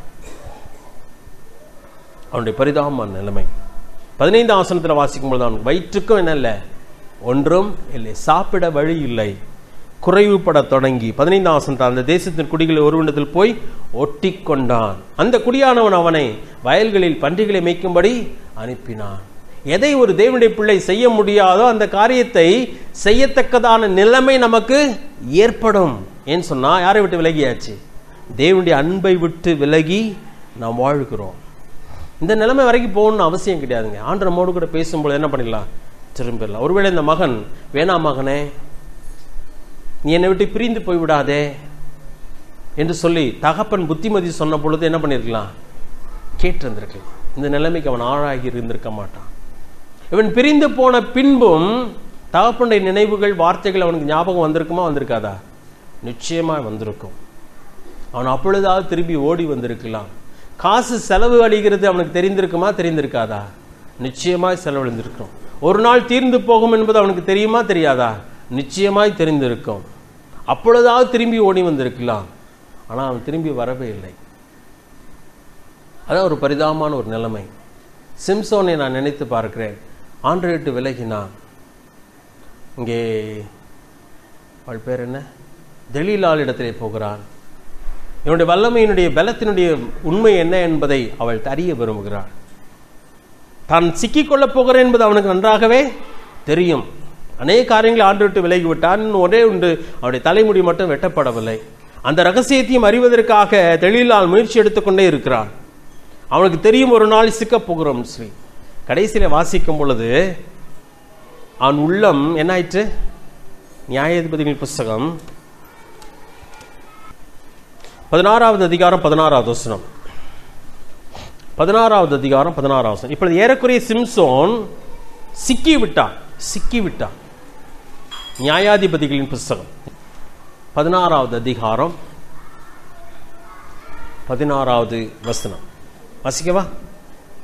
இப்படி அவனை தினம் தினம் தன் வார்த்தைகளினாலே நெருக்கி அலட்டி கொண்டிருக்கிறதுனால் சாகத்தக்கதாய் அவன் ஆத்மா விசனப்பட்டு தன் இருதயத்தை எல்லாம் அவளுக்கு வெளிப்படுத்தி என்று சொல்லி வாசிக்கிறோம். அது வரைக்குமே அவன் பொய் சொல்லிக்கிட்டே சமாளிக்கிறான். அவன் எதை விட்டு வெளியே வர முடியல? அந்த பாவத்தை விட்டு அவனால் வெளியே வர முடியல. சிக்கிக்கொண்டேன் என்பது அவனுக்கு தெரிகிறது. ஓடி இருக்கலாம், ஆனால் அவன் ஓடலை. அதுதான் பாவங்க. பாவம் அதாவது சாராயத்தை பற்றி ஆண்டு சொல்லும் பொழுது, அது பழப்பழப்பாய் தோன்றும், பாம்பின் விஷம் போல அது இறங்குமா. அது பழப்பழப்பா தோன்றப்பே அந்த இடத்தை விட்டு ஓடிடணும். அதான் ஆண்டு சொல்லுகிறார். அந்த வசனம் எங்க இருக்குது? நீதிமொழிகள் 31:23 அதிகாரம் 31 வசனம். மதுபானம், நீதிமொழிகள் 23:31. மதுபானம் இரத்த வர்ணமாயிருந்து பாத்திரத்தில் பழப்பழப்பாய் தோன்றும் போது நீ அதை பாராதே, அது மெதுவாய் இறங்கும், முடிவிலே அது பாம்பை போல் கடிக்கும், விரியனை போல் தீண்டும். அதான் முடிவு. சரியா? அதான் முடிவு. பழப்பழப்பாய் தோன்றப்ப அதை விட்டு என்ன பண்ணிடணும்? விலகிரு. அது பழப்பழப்பா தான் இருக்கும், ரொம்ப அட்ராக்டிவா இருக்கும். அதுவும் அதில் பழக்கப்பட்டவர்களுக்கு ரொம்பவே நல்லா இருக்கும். ஆனால் அதை விட்டு என்ன பண்ணியதான்? விலகிதான் ஆக வேண்டும். அதே போல ஒவ்வொருத்தருக்கும் ஒவ்வொரு பாவம் உண்டு. உங்களுக்கு அட்ராக்டிவா இருக்கிறது எனக்கு அட்ராக்டிவா இருக்காது, எனக்கு அட்ராக்டிவா இருக்கிறது உங்களுக்கு அட்ராக்டிவா இருக்காது. என்னுடைய பலவீனம் எனக்கு தெரியும், உங்கள் பலவீனம் உங்களுக்கு தெரியும். அதிலிருந்து என்ன பண்ணி ஆகணும்? விலகி ஆக வேண்டும். எப்பன்னு சொன்னா, சிக்கின பின்னாடி அல்ல, சிக்குவதற்கு முன்பதாக. அதுதான் புத்திசாலித்தனம். ஒருவேளை சிக்கி விட்டாலும் தேவன் நம்மோடு கூட அனுதினம் பேசிக்கொண்டே தான் இருக்கிறார். விலகு, ஓடிவிடு என்று சொல்லி பேசுகிறார். அப்ப ஓடிவிட வேண்டும். ஆனா சிம்சோன் கடைசி வரைக்கும் ஓடலை. எந்த அளவுக்கு வேதனைப்படுறான்னு சொன்னா, சாகத்தக்கதாய் அவன் ஆத்மா விசனப்பட்டு ஓடல. அவன் என்ன பண்றான்? உண்மையெல்லாம் சொல்லி முழுமையாய் சிக்கி விட்டான். கண்கள் பறி போனது. அடிமையை போல மாறுகிறான். இந்த வாலிபனும் லூக்கா 15வது அதிகாரத்தில் பார்க்கும் பொழுது, அந்த வாலிபன் குறைவுபட தொடங்கின பொழுதே ஓடி இருக்கலாம், ஓடவில்லை. ஒன்றுமில்லாமல் போகிறது, சிக்கிக் கொள்கிறான். இப்பொழுது எந்த அளவுக்கு போயிட்டான்னு சொன்னா, பன்றிகளை மேய்க்கத்தக்கதாக போயிட்டான். அது கூட பரவாயில்ல, யார் வீட்டுக்கு திரும்பி போவானா? அப்பா வீட்டுக்கு எப்படி திரும்பி போக முடியும்? பிசாசு அதாங்க நம்மகிட்ட சொல்லுவான், நீ தான் பாவம் செஞ்சிட்டியே, இந்த அளவுக்கு மாறிட்டல, நீ யார்கிட்ட திரும்பி போகாத, ஆண்டோட்ட திரும்பி போகாத, நீ எத்தனை தடவை மன்னிப்பு கேட்ட, திருப்பி தான் இதை செஞ்சிட்டியே, நீ ஆண்டோட்ட திரும்பி போகணும். அப்ப தகப்பனிடத்தில் திரும்பி வராதபடிக்கு பிசாசு தடுக்கிறான். ஆனா ஆண்டு சொல்லுகிற காரியம், திரும்பி வா என்று சொல்லுகிறான். பாண்டதான் எழுதினான், வருத்தப்பட்டு பாரம் சுமக்கிறவர்களே நீங்கள் எல்லாரும் என்னிடத்தில் வாருங்கள் சொல்லி ஆண்டு அழைக்கிறான், நான் உங்களுக்கு இளைப்பாறுதல் தருவேன்னு சொல்கிறான். இப்ப இந்த பகுதியில் பார்த்தீங்கன்னா, அந்த மனுஷன் பன்றியை மேய்க்க ஆரம்பித்துட்டான். கொடூரமான ஒரு வாழ்க்கைங்க. ஒரு விசுவாசி விலகி போகும் பொழுது, அவன் வாழ்க்கை தொடர்ந்து போகும் பொழுது, அவன் வாழ்க்கை பன்றியை மேய்க்கத்தக்கதான ஒரு வாழ்க்கையா இருக்கும். அப்ப அவன் எப்படிதான் இருந்திருப்பான்? பன்றியை போலதான் இருந்திருப்பான். கொடூரமான ஒரு காரியம். சரி, அந்த நிலைமையிலே அவன் பசி வேற, பன்றியின் தவிட்டை தின்னலாம் என்று சொல்லி யோசிக்கிறான். அதுவும் அவனுக்கு கிடைக்கவில்லை. அதான் 16ஆம் வசனத்தில் வாசிக்கிறோம். 17ஆம் வசனம் முக்கியமான ஒரு காரியம், சீக்கிரமாக முடிக்கிறேன். அவனுக்கு புத்தி தெளிந்த போது அவன் தன் தகப்பனுடைய கூலிக்காரன், எத்தனை பேரோ பூர்த்தியான சாப்பாடு இருக்கிறது, நானும் பசினால் சாகிறேன் என்று யோசிக்க ஆரம்பிக்கும். இதாங்க யோசனை ரொம்ப முக்கியம். வெளிப்படுத்தின விசேஷம் 2வது அதிகாரத்தில் ஒரு காரியம் ஆண்டு சொல்கிறார். எபேசு சபைக்கு ஆண்டு சொல்கிற காரியம் 2வது அதிகாரம் 5ஆம் வசனம். அந்த அதிகாரத்தை ஆண்டு சொல்கிறார், நீ ஆதியில் கொண்ட அன்பை விட்டாய் என்று உன் பேரில் எனக்கு குறைவுண்டு என்று சொல்லி 4ஆம் வசனம் சொல்கிறார். வெளிப்படுத்தல் 2வது அதிகாரம் 4ஆம் வசனத்துல ஆண்டு சொல்கிற குற்றச்சாட்டு, ஆதியில் கொண்ட அன்பை விட்டாய் நீ. அதனால என்ன செய்யணும்? 5வது வசனம், ஆகையால் நீ இன்ன நிலைமையிலிருந்து விழுந்தாய் என்பதை நினைக்கணும், உட்கார்ந்து யோசிக்கணும். கொஞ்சமாவது நீங்க யோசிக்காத பட்சத்தில் தொடர்ந்து பாவத்தில் ஓடிக்கிட்டே இருந்தீங்கன்னா திரும்ப முடியாமல் போய்விடும். ஆனா உட்கார்ந்து யோசிங்க, என்ன நடந்துச்சு, எங்க இருந்து விலகுச்சு, ஏன் இந்த நிலைமை எனக்கு, நான் ஆரம்பத்தில் எப்படியா இருந்தேன், எவ்வளவு அன்பான காரியத்தை ஆண்டுக்கா எவ்வளவு பெரிய காரியத்தை செய்திருக்கிறேன், ஏன் இந்த நிலைமை, உட்கார்ந்து யோசிக்க வேண்டும். வாசிக்கலாமா அந்த வசனத்தை? ஆகையால் ஆண்டு சொல்கிற ஆலோசனை, நீ இன்ன நிலைமையிலிருந்து விழுந்தாய் என்பதை நினைத்து மனம் திரும்பி ஆதில் செய்த கிரிகளை செய்வாயாக. 3 காரியம் முக்கியங்க. நான் விட்டுட்டேன்றது ரொம்ப முக்கியம் கிடையாது, சரியா? ஒரு தீய பழக்கத்தை நான் விட்டுட்டேன்றது இல்லை, இப்ப என்ன செய்யறீங்கன்றது ரொம்ப முக்கியம். அப்ப இந்த இதுல 3 காரியம் சொல்கிறான். 1, உட்கார்ந்து யோசி. 2வது, மனம் திரும்ப, விட்டுடு, அந்த காரியத்தை விட்டுரு. 3வது காரியம் என்ன? முன்னாடி செஞ்சதை இப்ப செய்ய ஆரம்பி. ஆண்டுக்காய் முன்பதாக உழைத்தாயே, ஓடினாயே, ஆண்டுக்காய் வைராக்கியம் பாராட்டினே, அந்த காரியத்தை செய்ய ஆரம்பிப்பொழுது அப்பதான் பிழைக்க முடியும். நீங்க சும்மா நிறுத்திட்டு உட்கார்ந்து இருந்தீங்கன்னா மறுபடியும் பிசாசு 7 பிசாசு வந்து உட்கார்ந்துரும். ஆண்டு அழகான ஒரு உண்மையை சொல்கிறார். ஒரு மனுஷனுக்கு பிசாசு ஆண்டு தான் துரத்தினாரு. அந்த பிசாசுக்கு இடமே இல்லை, சுத்தி சுத்தி வந்துச்சு. கடைசியில் உட்கார்றதுக்கு இடமே இல்லைன்னு நம்ம விட்டையே போய் பார்ப்போமே எப்படி இருக்குன்னு பார்ப்போம்னு சொல்லி அங்கே வந்தால் அந்த வீடு எப்படி இருக்கு? பெருக்கி சுத்தமாக ஜோடிச்சு சுத்தமாக இருக்குது. அந்த வீடு காலியாக இருந்துச்சு. அப்போ பார்த்து நம்ம இந்த அழகான வீட்டில் தனியாக இருக்கிறது நல்லா இருக்கான்னு சொல்லி தண்ணிலும் பொல்லாத 7 பிசாசை கூட்டிகிட்டு வந்து மொத்தமாக குடியேறிடுச்சு. அப்போ ஆண்டு சொல்லுகிறா, அவனுடைய முன்னிலைமையிலும் பின்னிலைமை மோசமாயிற்று. மனம் திரும்புவது நல்லது தான். ஆனால் மனம் திரும்பிட்டு ஆண்டுக்காய் செய்ய வேண்டிய கிரியை நீங்கள் செய்யாமல் இருந்தீங்கன்னா 7 பிசாசு வந்து குடியேறும். அதனால தான் ஆண்டு இந்த இடத்துல சொல்கிறா, உட்கார்ந்து யோசி, மனம் திரும்ப, செய்யக்கூடாது என்ன பண்ணிடு, விட்டுடு. அதுக்கப்புறம் செய்ய வேண்டியதை செய். இல்லாவிட்டால், அந்த வசனத்தை வாசிக்கிறேன், இல்லாவிட்டால் நான் சீக்கிரமாய் வந்து உன்னிடத்தில் வந்து நீ மனம் திரும்பாத பட்சத்தில் உன் விளக்கு தண்டை அது நின்று நீக்கி விடுவேன். அப்ப இந்த பையன் யோசிக்கிறான். அதான் புத்தி தெளிந்தது அவனுக்கு. உட்கார்ந்து யோசிக்கிறான். உட்கார்ந்து யோசித்தது என்ன யோசித்தான்? ஐயோ வீட்டில் எல்லாரும் நல்லா சாப்பிட்றாங்களே, வேலைக்காரங்க மக்களும் நல்லா சாப்பிட்றாங்களேன்னு சொல்லி யோசித்தான். உடனே ஒரு காரியத்தை செய்ய அவன் திட்டமிடுகிறான். என்ன செய்ய திட்டமிடுகிறான்? 18வது வசனம் ரொம்ப அழகா ஆண்டு சொல்கிறான். அவன் யோசிக்கிற காரியம், நான் எழுந்து என் தகப்பனிடத்திற்கு போய், தகப்பனே பரத்துக்கு விரோதமாகவும் உமக்கு விரோதமாகவும் பாவம் செய்தேன், இனிமேல் உம்முடைய குமாரன் என்று சொல்லப்படுவதற்கு நான் பாத்திரன் அல்ல, உம்முடைய கூலிக்காரில் ஒருவனாக என்னை வைத்துக் கொள்ளும் என்று சொல்லி எழுந்து புறப்பட்டுன்னு சொல்லி வாசிக்கிறோம். அப்ப பாருங்களேன், அவன் செய்ய வேண்டியதை அவன் கிளீனா செய்யறான். உடனே அவன் சொல்றான் போவோம் அப்படி சொல்றான். அது மாத்திரம் இல்ல, போய் எப்படியா நைஸா உள்ளுக்கு நுழைஞ்சிக்கிருவோம் அப்படின்னு சொல்லல. அவன் என்ன சொல்றான் பாருங்களேன், அது ரொம்ப முக்கியங்க. மனம் திரும்புறது வந்து அப்படியே பாவமே செய்யாத மாதிரி நைஸா வந்து ஒட்டிக்கிறது கிடையாது. இது வரைக்கும் நான் எதுவுமே செய்யல, நல்லவளாதான் இருந்த மாதிரி நடக்கிறது வந்து அது உண்மையான மனம் திரும்புதல் இல்லை. அவன் என்ன செய்கிறான் என்பதை பாருங்கள். 17ஆம் வசனத்துல, மன்னிக்கணும் 18ஆம் வசனத்துல, நான் எழுந்து என் தகப்பனிடத்திற்கு போய், தகப்பனே பரத்துக்கு விரோதமாகவும் உமக்கு முன்பாகவும் பாவம் செய்தேன். வெளிப்படையாய் சொல்லுகிறான். யாருக்கு விரோதமாய் பாவம் செய்தான் அவன்? சரி, யாருக்கு விரோதமாய் பாவம் செய்தான் கவனிங்க. தகப்பனுக்கு விரோதமா செஞ்சானா, ஆண்டுக்கு விரோதமா செஞ்சானா? வேதத்தின்படி அதான் ரொம்ப முக்கியம்.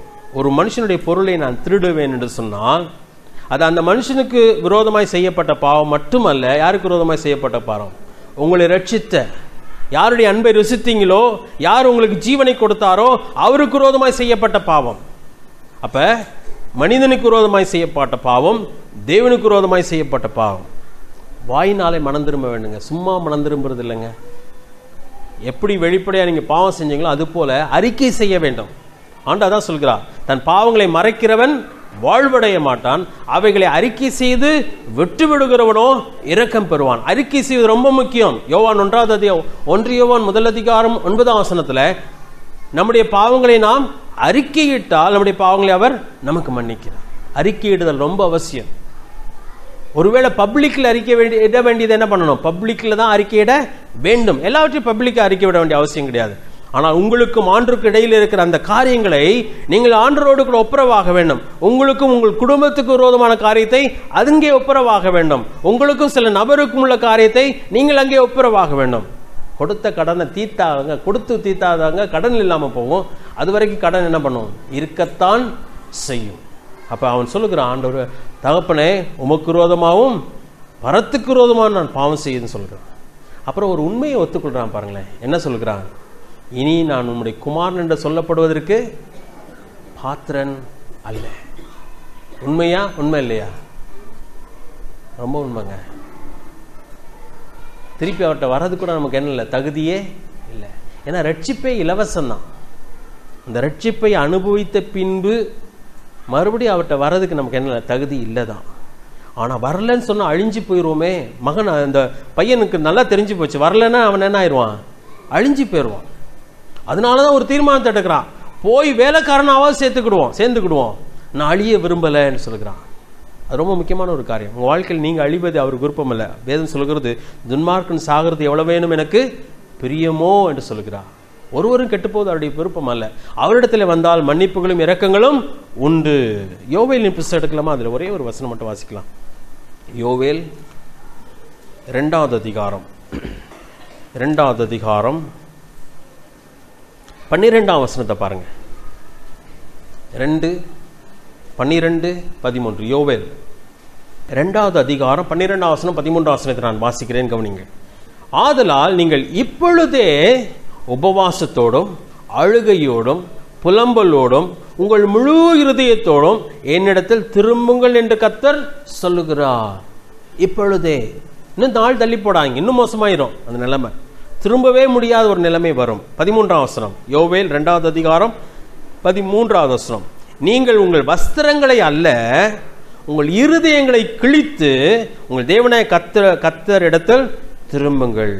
அவர் இரக்கமும் மன உருக்கமும் நீடிய சாந்தமும் மிகுந்த கிருபையும் உள்ளவர், அவர் தீங்குக்கு மனஸ்தாபப்படுகிறவருமாய் இருக்கிறார்.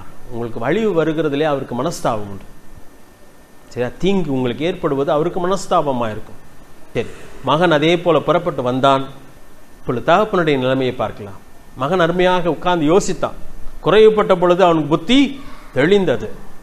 யோசிக்கிறான், தகப்பனுடைய வீட்டில் வேலைக்காரங்க நல்லா சாப்பிட்றாங்க, நானோ பசினால் சாகிறேன். அப்ப நான் ஒன்று செய்ய போகிறேன், எழுந்து தகப்பனத்தில் போவேன், மன்னிப்பு கேட்பேன், ஒரு வேலைக்காரனாய் நான் என்ன பண்ண போறேன், சேர்ந்து கொள்ள போகிறேன். அவர் என்னை தகப்பனா பிள்ளையா ஏற்றுக்கொள்ளாவிட்டாலும் பரவாயில்லை என்று சொல்லி யோசிக்கிறான். சொல்லப்போனா பரவாயில்லன்னு இல்லை, தகுதி இல்லை, இனிமேல் பிள்ளையா இருக்கிறது தகுதி இல்லை என்று யோசிக்கிறான்.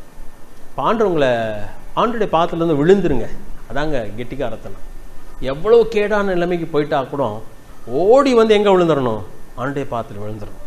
ஏன் சொன்னா அங்கே என்ன உண்டு, இரக்கங்களும் மன்னிப்புகளும் உண்டு. வாசிக்கலாமா? இப்போ தகப்பன் எப்படிப்பட்டவராக இருக்கிறார் பாருங்களேன். 20ஆம் வசனத்தில், எழுந்து புறப்பட்டு தகப்பனிடத்தில் வந்தான், அவன் தூரத்தில் வரும்போதே அவனுடைய தகப்பன் அவனை கண்டு. தூரத்தில் வரும்போதே பார்த்துட்டார். என்ன வயசுன்னு தெரியல அவருக்கு. நிச்சயமா நம்ம நாட்கள்லேயே கண்ணாடி போடாமல் பார்க்குறாங்க வயசானவங்கலாம். ஆனால் அந்த நாட்கள் எப்படி இருந்திருப்பாரு நினைக்கிறீங்க?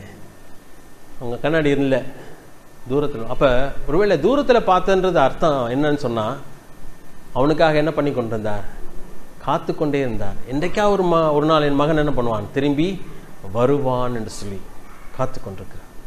இந்த உண்மையில் பார்த்தீங்கன்னா தகப்பன் தேடி போகவில்லை. ஏன்? மோசமான ஆளு இவர், ஏன் தேடி போகவில்லை? அந்த 2 ஊமையில பார்த்தோம். மெய்ப்பன் தேடி போனான், காசை தொலைத்த ஒரு பெண்ணும் தேடினாள்.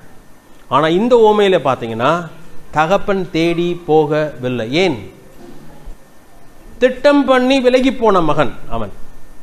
தெளிவான புத்தியோடு கூட தகப்பனுடைய அன்பை அறிந்திருந்தும் அதை உதறி விலகி போன ஒரு மகன். இப்ப யார் தான் திரும்பி வரணும்? ஆண்டவர் சொல்றான், திரும்பி வான்னு சொல்லுகிறார். சரி, ஆண்டவர் ஏற்கனவே வந்துட்டார். அப்ப தகப்பன் எப்படி இருக்கிறார் என்று சொன்னால் ஏற்றுக்கொள்ள ஆயத்தமாக இருக்கிறார். அதுதான் இங்க பார்க்கிறோம். தெய்வன் நம்மளை விரட்டி அடிக்கிறவர் அல்ல. எழுந்து தகப்பனத்தில் வந்தான். அவன் தூரத்தில் வரும்போதே அவனுடைய தகப்பன் அவனை கண்டு கோபப்பட்டு, அப்படி இல்லை, மனதுருகி ஓடி அவன் கழுத்தை கட்டி கொண்டு அவனை முத்தம் செய்தான். அவன் எவ்வளவு சுத்தமா இருந்திருப்பான்னு நினைக்கிறீங்க? பன்றி மேய்ச்ச கையோட தான் கிளம்பி வந்திருந்தான். வந்து அவனை தகப்பன் அப்படியே ஏற்றுக்கொள்கிறார். இருக்கிற வண்ணமாக அவனை கட்டி அணைத்து கொண்டு முத்தம் செய்தான். முத்தம் ஏற்றுக்கொள்வதற்கு அடையாளம் அந்த நாட்கள்ல. இப்ப தகப்பன் காத்து கொண்டிருக்கிறான். தூரத்தில் வரும் பொழுதே வந்து வரட்டும், வீட்டு வாசலுக்கு வந்த பின்னாடி பார்த்துக்கிறோம் சொல்லல. இவன் ஓடி போகிறான். ஓடி போய் அவனை ஏற்றுக்கொள்கிறவனாக இருக்கிறான். மனதுருகுகிறான், வேதனைப்பட அவனுடைய நிலைமை கண்டு மனதுருகிறவனாக இருக்கிறான். அவனை ஏற்றுக்கொள்கிறவனாக இருக்கிறான். அப்ப மகன் என்ன சொல்கிறான் என்பதை பாருங்க. 2 பக்கமும் இருக்குங்க மகனுடைய காரியமும். மகன் என்ன சொல்கிறான்? 21ஆம் வசனத்தில் தகப்பனை நோக்கி, பரத்துக்கு விரோதமாகவும் உமக்கு முன்பாகவும் பாவம் செய்தேன், இனிமேல் உம்முடைய குமாரன் என்று சொல்லப்படுவதற்கு நான் பாத்திரன் அல்ல என்று சொன்னார். இதான் ரொம்ப முக்கியமான அதாவது இன்னொரு இடத்துல இந்த வசனம் எனக்கு கண்டுபிடிக்க முடியல, உங்களுக்கு தெரிந்தா சொல்லுங்க. உங்கள் வார்த்தையினாலே உங்கள் தேவனிடத்திற்கு திரும்புங்கள் அப்படி சொல்லி வசனம். வார்த்தையினாலே தேவனிடத்திற்கு திரும்புங்கள். சும்மா நழுவி வந்து அப்படி உள்ளுக்கு நுழைஞ்சிக்கிறது இல்லை, அப்படி ஆண்டட்ட இடமே கிடையாது. ஆனால் வார்த்தையினாலே, ஆண்டவரே நான் பாவம் செய்தேன், நான் தகுதியற்றவன் என்று சொல்லி வாய் திறந்து சொல்ல வேண்டும். இருதயத்தில் விசுவாசித்து வாயினாலே அறிக்கை செய்யப்படும் சொல்கிறார். அப்பதான் ரட்சிப்பு. அதே போல ஆண்டவரிடத்திலே மறுபடியும் உங்களுக்கு ஐக்கியம் வேண்டுமா, விலகி போன நிலைமையிலிருந்து தேவன் உங்களை மறுபடியும் ஏற்றுக்கொள்ள வேண்டுமா, தேவனுடைய அன்பை உதறி வெளியே போன நீங்கள் மீண்டுமா அந்த அன்புக்குள்ளாக வர வேண்டும் என்று சொன்னால் என்ன பண்ணும்? வாயினாலே அறிக்கை வேண்டும். ஆண்டவரே நான் பாவம் செய்தேன், நான் இனிமே தகுதியற்றவன் என்று சொல்ல வேண்டும். ஆமாப்பா நீ தகுதி அற்றவன் தான் சொல்லி அவன் சொல்லல 22ஆம் வசனத்துல. அதுக்கப்புறம் அவனை பேசவே விடவில்லை தகப்பன். 22ஆம் வசனம், அப்பொழுது தகப்பன் தன் ஊழியக்காரனை நோக்கி, நீங்கள் உயர்ந்த வஸ்திரத்தை கொண்டு வந்து இவனுக்கு உடுத்தி இவன் கைக்கு மோதிரத்தையும் கால்களுக்கு பாதரட்சியும் கொடுங்கள். சாதாரண ட்ரெஸ் இல்லைங்க, உயர்ந்த வஸ்திரம், மகனுக்குரிய ட்ரெஸ் அது, உடை. அதுக்கப்புறம் இவன் கைக்கு எதுக்கு மோதிரம்? இப்ப பெண்ணா அவ்வளவு அவசரம் மோதிரம்? ஆனால் குமாரன் என்பதற்கு அடையாளமாக அந்த மோதிரத்தை கொடுக்கிறார், கால்களுக்கு பாதரட்சியை கொடுக்கிறார். ஒரு குமாரன் எப்படி இருக்க வேண்டுமோ அந்த காரியத்தை அவனுக்கு உடையை கொடுக்கிறார். ஆண்டவர் நம்மை ஏற்றுக்கொண்டது சாதாரணமானதல்ல. ஒருவேளை நம்ம பிலிப்பியர்ல எடுத்து வாசித்தோம் இல்லையா, அன்றைக்கு நாம் அவருடைய சமூகத்திலே போகும்பொழுது எப்படிப்பட்ட சரீரம் நமக்கு உண்டா? பிலிப்பியர்ல வெளிப்படுத்தின வெள்ளிக்கிழமை நம்ம பார்த்தோம். இந்த ஒரு வசனத்தை மட்டும் வாசிக்கலாம், சபையார் எல்லாருக்கும் பிரயோஜனமா இருக்கும். 3வது அதிகாரம் 21 வசனத்தை பாருங்க. பிலிப்பியர் 3வது அதிகாரம் 21 வசனம். நமக்கு ஒரு மறுரூபமான சரீரத்தை கொடுப்பார் என்பது அல்ல பவுல் சொல்றது, இன்னொரு வார்த்தையை சேர்த்து சொல்கிறார். பிலிப்பியர் 3வது அதிகாரம் 21 வசனம், அவர் எல்லாவற்றையும் தமக்கு கீழ்ப்படுத்திக் கொள்ளத்தக்க தம்முடைய வல்லமையான செயலின்படியே நம்முடைய அற்பமான சரீரத்தை தம்முடைய மகிமையான சரீரத்துக்கு ஒப்பாக மறுரூபப்படுத்துவார். கம்பேரிசன் சொல்றார். எது மாதிரி சரீரமா? உங்களுக்கு பெஸ்ட் சரீரம் கொடுப்பேன் அப்படின்னு சொல்லல, தம்முடைய மகிமையான சரீரத்துக்கு ஒப்பாக மறுரூபப்படுத்துவார். அவ்வளவு உன்னதமான ஒரு பிளான்லாம் உங்களுக்கு வச்சிருக்கிறார். சும்மா சாதாரணமான ஒரு சரீரம் கொடுத்தாலும் நமக்கு சந்தோஷம், கும்பிடு போட்டு போயிட்டே இருப்போம். ஆனா எப்படிப்பட்ட சரீரம் சொன்னா, தன் சொந்த குமாரனுக்கு அவர் எப்படிப்பட்ட ஒரு சரீரத்தை ஆயத்தம் பண்ணினாரோ அதே போல ஒரு சரீரத்தை நமக்கு கொடுக்கிறார். அவருடைய சரீரத்துக்கு ஒப்பான சரீரத்தை நமக்கு கொடுக்க போகிறார். அதான் தேவனுடைய ஒரு திட்டம். அப்ப மகனுக்கு உயர்ந்த வஸ்திரம், மோதிரம், பாதரட்சை. 23ஆம் வசனத்துல கொழுத்த கன்றை கொண்டு வந்து அடிங்க, ஒரு நல்ல ஒரு மாடு அடிங்கப்பா அப்படின்னு சொல்லல, எல்லாமே ஸ்பெஷலாவே சொல்றத பார்க்கணும். சிறந்த உடை, உயர்ந்த வஸ்திரம், மோதிரம், காலுக்கு பாதரட்சை, கொழுத்த கன்றை அடியுங்கள். ஏன் சொன்னா, அதனால்தான் பரலோகத்தில் எல்லா தூதர்களுக்கு என்ன உண்டது? மிகுந்த சந்தோஷம் உண்டாயிற்று. நீங்களும் நானும் ஆண்டட்ட திரும்பி வரும் பொழுது, சரி வா வந்துட்டல்ல, வந்ததே சந்தோஷம்பா போப்பா அப்படி சொல்லல அவரு, அது மிகுந்த சந்தோஷம். நம்ம வர வேண்டியது அவருடைய விருப்பம், அவர் எதிர்பார்க்கிறார். ஒருவேளை ரொம்ப மோசமான பாவம் செஞ்சு விலகி போகலை நான் அப்படின்னு நீங்க நினைக்கிறீங்களா? நான் அவங்கள மட்டும் பேசல, சின்ன சின்ன காரியங்கள் ஆண்டவர்கிட்ட விலகுகள் நம்முடைய வாழ்க்கையில் காணப்படுமானால் அதை கூட ஆண்டு சரிப்படுத்த எதிர்பார்க்கிறார். அவர் சொல்லும் பொழுது, உங்களை அழைத்தவர் பரிசுத்தராய் இருக்கிறது போல நீங்களும் பரிசுத்தரா, அவரை போல வாழ வேண்டும். அவரை போல இல்லாத நிலைமையில் நம்முடைய வாழ்க்கை கேவலமாக விலகி போயிருக்குமானால், அற்பமான கேவலமான சிந்தைகள், கேவலமான ஆசைகள் நம்முடைய வாழ்க்கையில் இருக்குமானால், அனுதினமும் நம்முடைய வாழ்க்கையில் அர்ப்பணிப்பு தேவை. ஆண்டவரே, நான் இன்னும் உமக்கு விரோதமாய் பாவம் செய்கிறேன், உங்களுடைய பிள்ளையா இருப்பது கூட எனக்கு தகுதியே கிடையாது என்று சொல்லும் பொழுது நம்ம இன்னும் மறுரூபப்படுத்திக் கொண்டே அவர் வருகிறார். ஒரு அற்புதமான தேவனுடைய அன்பை நாம் அந்த இடத்துல பார்க்கிறோம். கொழுத்த கன்றை அடித்துக் கொண்டு நாம் புசித்து சந்தோஷமாயிருப்போம். என் குமாரனாகி இவன் மரித்தான், திரும்பவும் உயிர்த்தான், காணாமல் போனான், திரும்பவும் காணப்பட்டான் என்றான். அப்படியே அவர்கள் சந்தோஷப்பட தொடங்கினார்கள். எவ்வளவு அற்புதமான ஒரு தெய்வன் நமக்கு உண்டு. ஒருவேளை காசை போல, வெள்ளி காசை போல நாம் தொலைந்து போன பொழுது நம்மை தேடி வந்தார், கவனமாய் தேடினார் நம்மை. ஒரு ஆட்டை போல நமக்கு குற்றம், நம்மேலும் குற்றம் இருந்த பொழுது நம்மேலே குற்றம் சாட்டாமல், ஆடுகளைப் போல விலை விலகி போன பொழுதும் நம்மை அவர் தேடி வந்தார். ஆனால் இப்பொழுது பார்க்கும் பொழுது, இன்றைக்கு நாம் அவரை விட்டு விலகி போனாலும் அவர் எதிர்பார்க்கிற காரியம் அவரிடத்தில் திரும்பி வர வேண்டும் என்று சொல்லி எதிர்பார்க்கிறார். தகப்பனுடைய அன்பை அறிந்தும் உணர்ந்தும் அனுபவித்தும் விலகுகிற காரியம் நம்மை ஆசீர்வாதத்துக்குள்ளே வழி நடத்தாது. அவன் குறைவுபட தொடங்கினான். யூதனாயிருந்தும் ஒரு பெரிய மனிதனுடைய மகனாயிருந்தும் பன்றி மேய்க்கிற அளவுக்கு அவனுடைய நிலைமை மோசமாயிற்று. ஏன் அதற்கு காரணம் என்று சொன்னால் அவனுடைய விலகல் தான் காரணம். அவன் விலகி போனபடினால்தான் அவனுடைய நிலைமை அப்படி ஆயிற்று. இப்போ ஆண்டவர் சொல்லுகிறார், திரும்பி வா என்று சொல்லி. திரும்பி வரும் பொழுது தேவன் எப்படிப்பட்ட ஒரு நிலையை நமக்கு கொடுக்கிறார்னா, மீண்டும் அதே நிலை. நம்மளுடைய என்னன்னா, நம்மளை மகனா இனிமேல் அவரை ஏற்றுக்கிடவே மாட்டான்னு சொல்லி நினைக்கிறோம். ஏதோ வேலைக்காரனா இருந்துட்டா கூட போதுன்னு சொல்லி நினைக்கிறோம். நம்ம இன்றைக்கு வயிற்றை பற்றி தான் யோசிக்கிறோம். சாப்பாடு கிடைச்சா போதுன்னு சொல்லி யோசிக்கிறோம். இல்லை, அந்த நிலையில் அல்ல, பழைய நிலைமைக்கே நம்ம என்ன பண்ணுகிறார், உயர்த்துகிறார். ஆண்டு விட்டு விலகி போகிற நேரத்திலே திரும்பி வரும் பொழுது நமக்கு செகண்ட் கிரேட் கொடுக்க போகிறாரா? இல்லை. ஆண்டு ஹேவிங் எ பெஸ்ட் பிளான், இன்னொரு அற்புதமான ஒரு திட்டத்தை இதை வைத்திருக்கிறார். அதை நாம் ஏற்றுக்கொள்ள வேண்டும். நான் அதிக நேரம் எடுத்து விட்டேன், மன்னித்துக் கொள்ளுங்கள்.